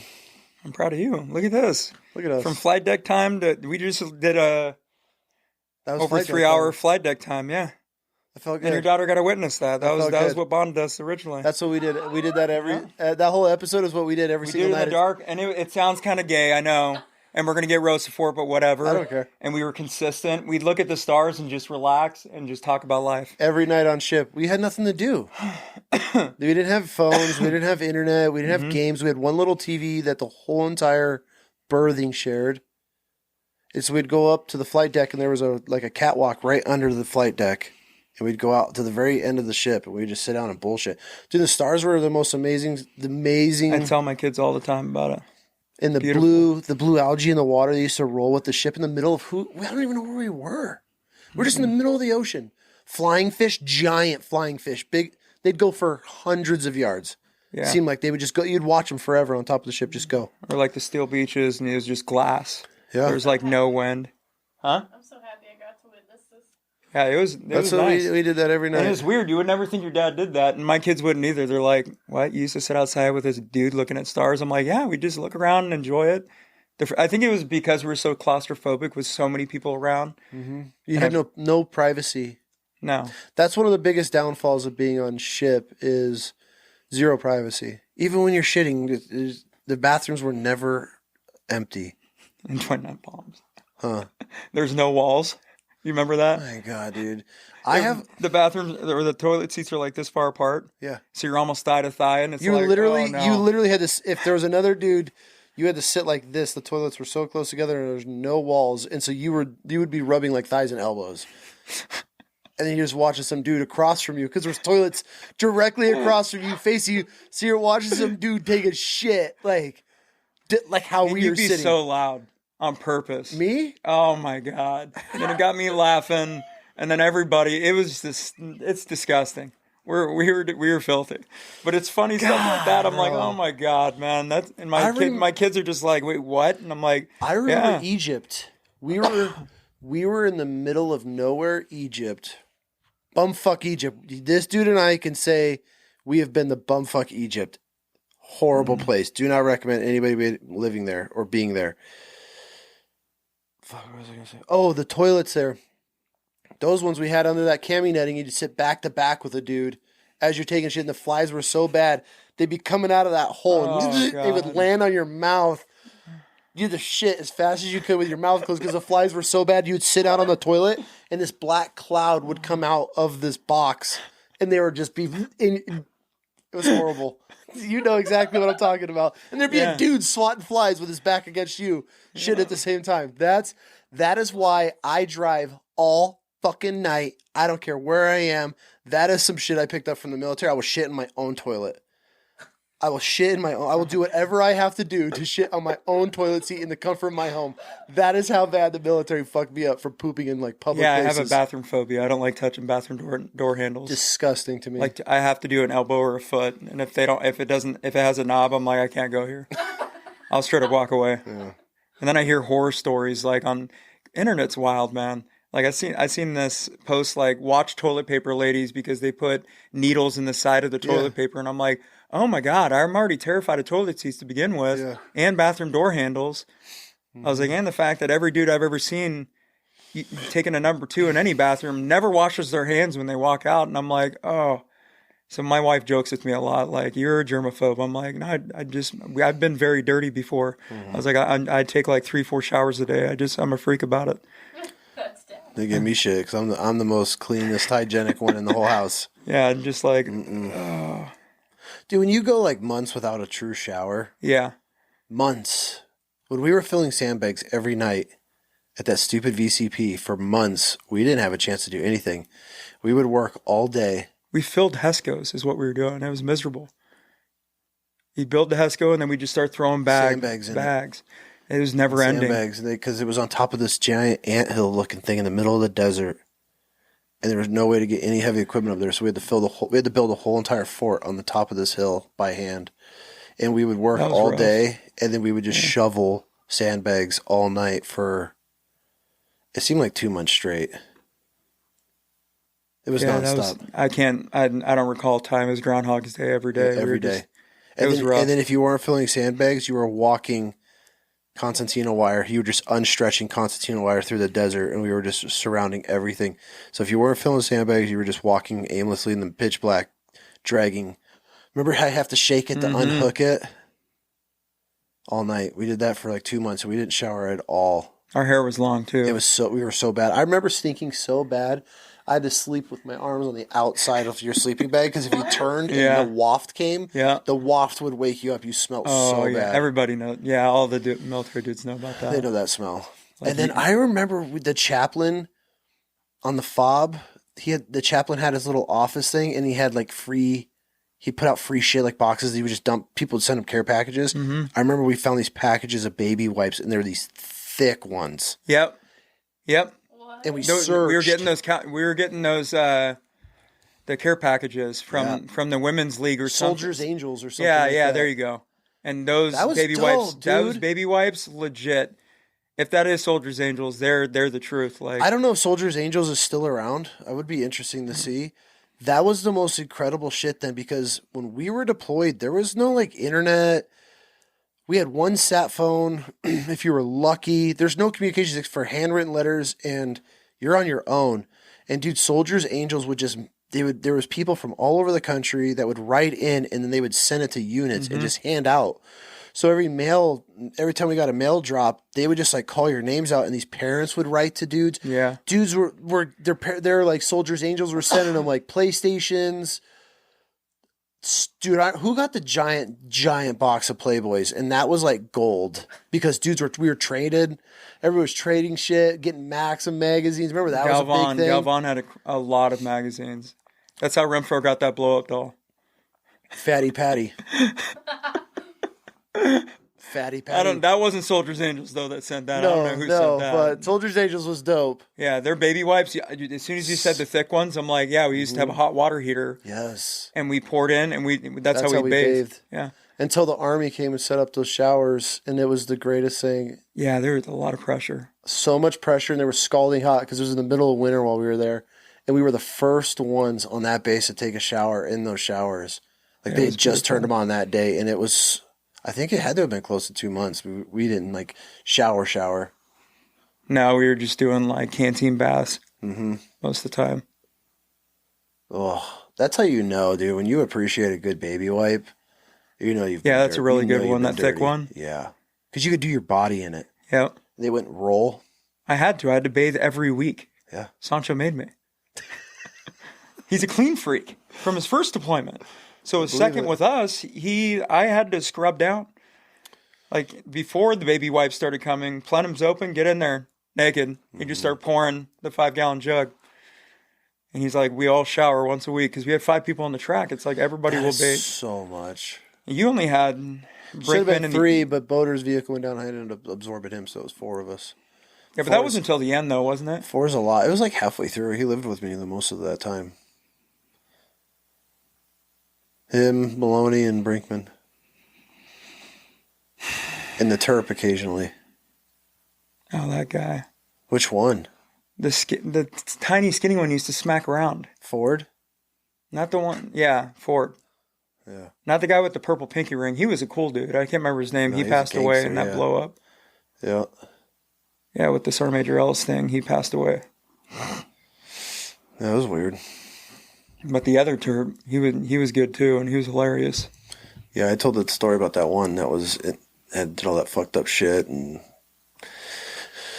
remember we sent him home. Then we had Popeye, the one that had giant forearms, and he wanted to choke everybody. You wrestled. The next point you wrestled him at Animal House. Yeah. And weren't they biting? Yes. And yet, what'd you say? You look at me and I was like, what happened? I was like, because you were struggling with him and you were like, I'm not doing this. I'm not doing it. And I'm like, bro, come on. And you're like, he stinks. It's just a deep, sweaty BO and I can't handle it. I'm going to throw up. You remember that? Oh. And you walked away and I'm like, dude, did he just throw a hissy fit? Like, he legit is mad. You were so butthurt. Oh, you're like, God. He stinks. I can't do it. Yeah, y'all wanted me to wrestle this dude. And you were like, I swear to you, the second, because he took off his cami top, and I saw sweat rings, and he was a thicker boy, and I'm like, God. And I knew I could smell the must, and you were like, you guys want me to be near that? No, he's like, you do it, and you walked off. You got mad. I think he bit you or something. Probably. Something happened to where you got pretty mad, and then nobody fought anymore, like wrestled around, grappled. Because you were always with all the other foreign military dudes joking around. I fucked with them so bad. Egypt was an interesting place. Well, we didn't actually get to go. Like, I wanted to go into Cairo and the pyramids like the rest of the battalion. Nope. My wife always says that. Like, you went to Egypt, but you didn't see the pyramids? I'm like, no, we saw Cairo. I could see like maybe a shadow of it. We went that way to nothing. I was like, you know what I saw? White snail shells. That's it. Millions of white snail shells out in the Egyptian desert. Remember, there'd be piles of them. Millions of them. I still don't understand that. You just come over a sand and like a little sand dune, and there would be a bowl of millions of almost golf ball size white snail shells. Well, maybe somebody will comment and be like, "Oh, it's this." Maybe they like all hatched during the rainy season or something. I don't know. It was crazy. We had a bad time out there. That wasn't fun. The flies were so bad. There wasn't Larimore or one of you guys that put your trousers just straight in the desert and they just stood. Yeah.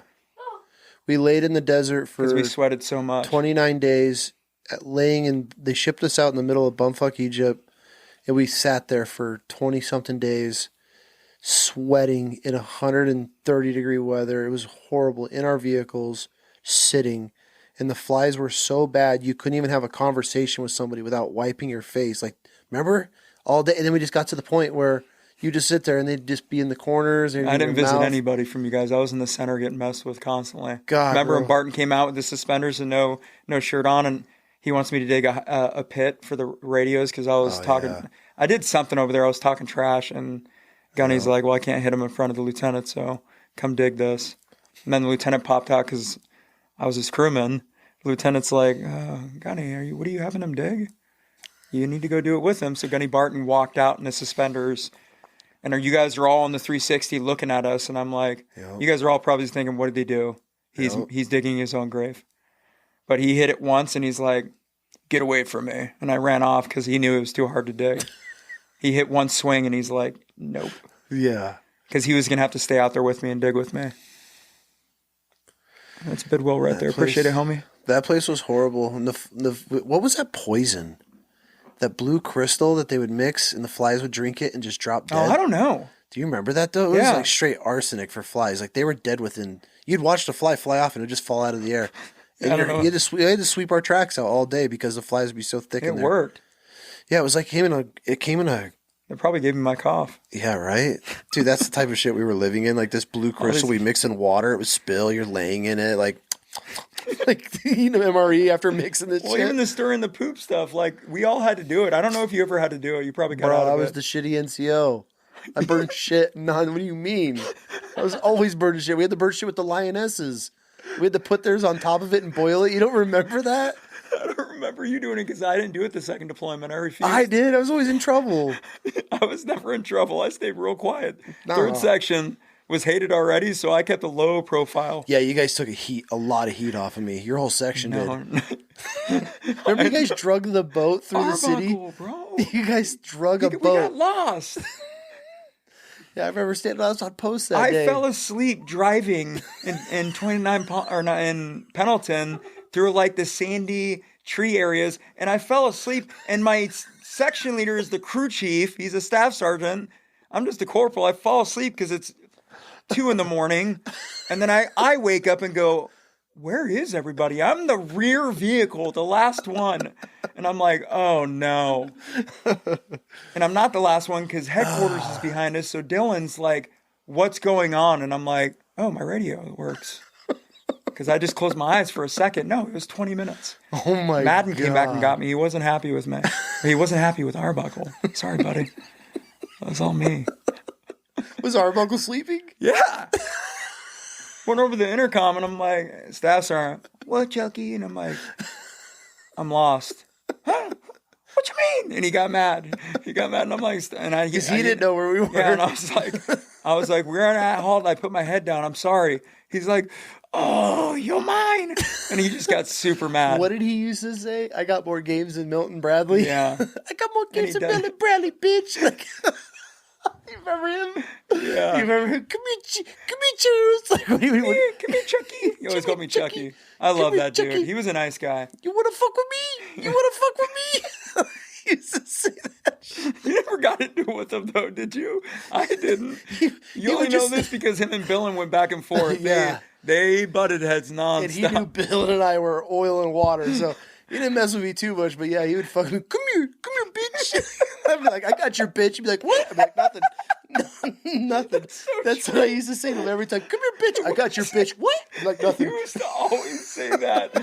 I got your bitch. And you wouldn't do it as loud, but you do it just enough to where they were like, what? And you were like, nothing. And you just move on. You're the only one ballsy enough to do that. Come here, bitch. I got your bitch. What?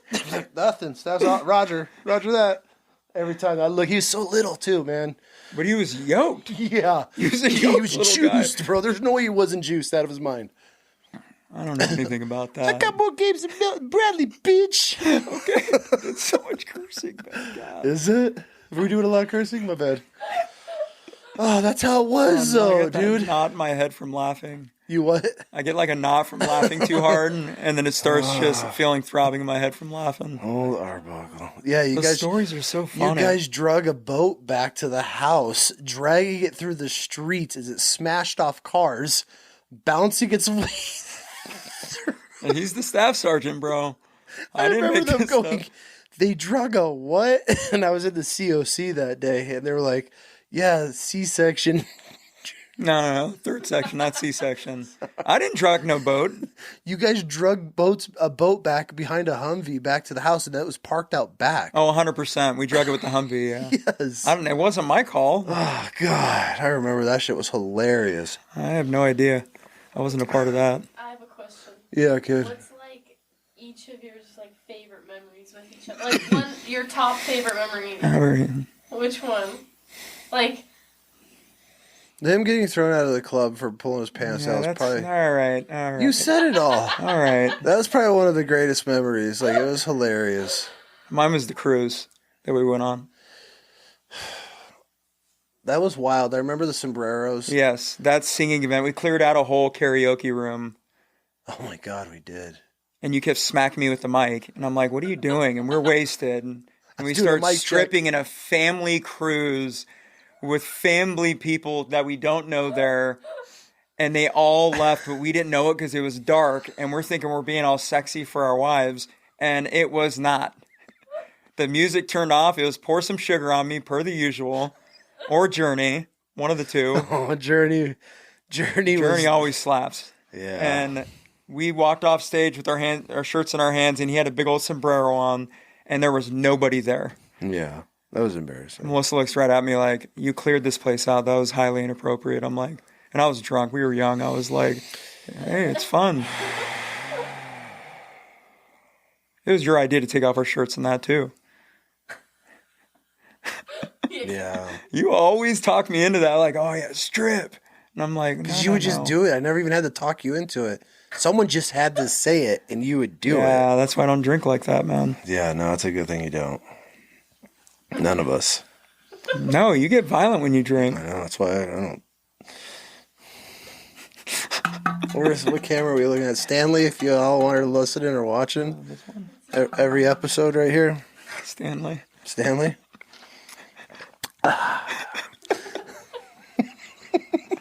You do the nail thing. Click, click, click, click. There you go. Now you're doing it. Some ASMR. Stanley. Yeah. Anyways, this was flight deck time. That's what we're going to call this episode. See, there you go. That's good. This is flight deck time. I like that. We used to talk about everything, bro. Families. We just trash. It was a lot of trash talking and venting. Everybody. Just venting. It was honestly therapy for both of us. Yeah, because I didn't talk about it. And even Sancho was like, what did you guys do up there? I'm like, we just talked about, hating you. Like, was this an everyday thing? Like every night? It was a lot. I can't count. Like I couldn't tell you a number. Every night that it wasn't like a general quarters, meaning like they locked the ship down due to weather. If it was nice and we could go out there, we were out there every night. And then most of the time we stood fire watch together. Yeah. Because we made our own list. They were cool with us. They were just like, all right, yeah, somebody's standing. They just didn't want to stand it, so we just ride down and hang out. That's so cool. But there's a group like Hayes, Botenhagen, Reardon, Trizzle, Reber. Brinkman slowed around. Galvan was always in. Hales, Garner. Galvan. Yeah, Garner, Galvan, Bruce. Like, Bruce I remember all the stories about all of them. Yeah, dude, and we were. You guys got in a great fight on the ship. That's a great story. No, it's not. Why? Oh, you don't like how it paints you, but that's it. We were all drinking. That's it. That's the way it goes. Oh, I thought the man when we caught him sleeping. Who, Bruce? Yeah. No, Roos we caught sleeping. Oh, we put the work Bruce? on him. You're talking Bruce? Bruce, my boy Bruce. James I remember Bruce. fighting Bruce. Yeah, I know. Well, you didn't get any licks in, my guy. No? No, he gave you a good one, just pop. And then you were grabbed by then, and it was a wrap. I don't remember that I think that's how I remember, but he might tell me different. No, he was the one there. No, don't. All right. Just kidding. Don't do that. Come on. I'm fucking with you. I don't even remember that. James will be like, wow, bro. That's how you do me. That's how I make my cameo. No, we all got along pretty well. There was no like serious internal fights with the troops. No, surprisingly. No, we're all like. Well, I mean, you did beat up. Oh, here we go. We're not talking about that. That's been talked. I wouldn't want to talk about it either. That was you really encouraged. Sad. It was the saddest thing I've ever seen. No, it wasn't. What about you and Chenault? He smacked you around. Yeah, he did. You're like, yeah. How long are we gonna do this for? We'll wrap it up right now. Dude, we've been up here for a long time. All right. Well, Chuck, It was great, man. We're going to have to edit all this out. Why? I'm tired. It's exhausting. How often do you do this? A lot. I guess it's different. You talk to different people, different opinions. Yeah. You ever had anybody that's on here that's totally off the wall? I mean, I've seen the majority of them. There's only been one. There's only been one episode I haven't been able to air. You haven't been able to air? Mm-hmm. Why? It was incredible. Absolutely incredible. Why can't you air it then? Though she asked me not to. All right, we'll talk about it off camera. The greatest podcast I've ever done. I don't know how I'll ever top it. Except for if it's like JD Vance. That's my. Were you filming it? No. Sadly. Incredible. This one's just really chill. I'll tell it. I won't say her name or anything, but. All right, let's hear it. Yeah, dude. This woman comes on. She's referred, and they're like, dude, she's got a wild story. You gotta talk to this chick. I'm like, all right. Well, I never even met her before. I meet her at the studio. I walk in like, hey, I'm Bam. Within 5 seconds of her just opening her mouth, I was in absolute awe. I was speechless. I looked at the producer, and he was looking at me like, What? What was she saying? bro, within the first 5 seconds, she's telling me she was raped as a baby through her childhood. She grew up thinking she was a boy. She has horrible commitment issues. She's regurgitated a set of testicles. What? Yeah, bro. In the first 5 minutes? 5 seconds. Where's she from? 5 seconds. Where's she from? I don't want to say where she's from. Oh. Not from here. It's probably Oregon. No. You would think. I guarantee you she's either lived in or is a fan of Portland. Like that style of woman. Yeah, I got But you. great. But she's not. Dude, she goes into her life story, and it is a fucking journey. And I'm just at awe the whole time because I've never. How'd you meet this chick to do this interview? Just referred. And then she goes into how like she's a trip leader and she helps people on like these ayahuasca trips, and you know what a trip leader is. Like a guide. They're with you while you're on this journey. Dude, she starts telling me all these stories and shit, and then she gets into how she's doing like these hallucination trips, and she's going to all these different planets and shit. And she's talking, and she's like, yeah. Then in one of my journeys, I regurgitated a set of testicles, and I'm like metaphorically, like. Yeah, what do you mean? What like how? You know what meaning of this? And she's like, I am in the middle of my journey, and she's like, and then she would talk, and then I would feel these spirits, and I'm like, oh my god, dude, I'm just what's like, her name, dude? I can't. She's like, then I feel this energy down in my loins, and it starts coming through my body, and I'm like what So the she's just fuck? hacking balls up. Dude, and she regurgitates this Nuts. testicles, yeah, is what she said. And I was like literally, she's like, I don't know if it's from when I was a baby and built up trauma. I don't know what she meant by it, but yeah, dude, I could never air it because she started going through some shit, and she was like, appreciate it if I didn't do it. Yeah. It was incredible, though. Like, I know I sound crazy saying it, but like, if you heard her, you'd be like, holy shit. Holy shit. I hope she gets through her shit, because she said she'd come back on and do it again, so. And not say as much? You'd have to delete the video? She wouldn't even, if she said a quarter of what she said the first time, I'm cool with that. I sat there like this. I didn't even know what to ask her. She would just like finish saying, and I'd be like, huh. So do you like to hike? So, yeah. It's great weather this time of year. Yeah, that'd be awkward. So yeah, that's the only one. And then I did one with another Marine, and that was just so boring. I never aired it. So, What was wrong with him? we won't even need this one, but yeah, it was just, dude, I had him come on to like talk about a specific thing to help veterans, because he worked for this program, and I wanted him to be able to pitch it and help the community. And dude, he just, the whole time, like every question was answered with like, oh, you just gotta get online to WWE, and he just lifts off the the company name. And not tell about what they I'm do. like, no, dude, like, what are the secrets? Like, how are these dudes able to do this or, like, get this and work this? And, dude, well, you got to get on and just fill out an application. I'm like, anybody knows? So it never really went anywhere. And it's kind of a short one. I was like, there's no point. So, but other than that, man, everything's ripped. Like, it is. Most of the people I sit down with are first time meeting them. Yeah, it's weird. You should do it. That's interesting. You should do it. I think with your community and how many vets and stuff you know around there, just do this. Just start it small. Just do audio. No, I'm all about my facial reactions and talking and I am storytelling. too. That's why. If I went in, I went all in. Look how much room you need. It's not much. Yeah, no, I have the same loft. I was thinking about it, and I have the same idea about making a sign like that. But I like this style. It looks nice. Do it. Do it. Yeah. I told you years ago to do it, and you were like, "I got them saved up. Someday soon." And it was like years. And I'm like, "All right, bro, I'm telling you, what are you doing?" Yeah, and to make some bandwidth. Yeah, it's expensive to start up. Yeah. It wasn't cheap, but it was worth it. I share all the Wild Chaos stuff. I love this stuff. Just because it does help out veterans. Well, anyway, I can plug them too, man. I hope it catches on. Like, that's what I want that to do. As this platform grows, like, I want just cool, rad veteran law enforcement companies to just be like, dude, give us to a guest. I don't want anything. Send me one. I don't care what it is. Like, if I could give a plug to a company. Because I know, dude, here in the next couple of years, like, if we stick to this and she's learning the way she is and the way it goes, like, it has to go somewhere. It's not an option. Mm-hmm. All right. Thanks, buddy. It was a pleasure seeing you. I miss you. I'm proud of you.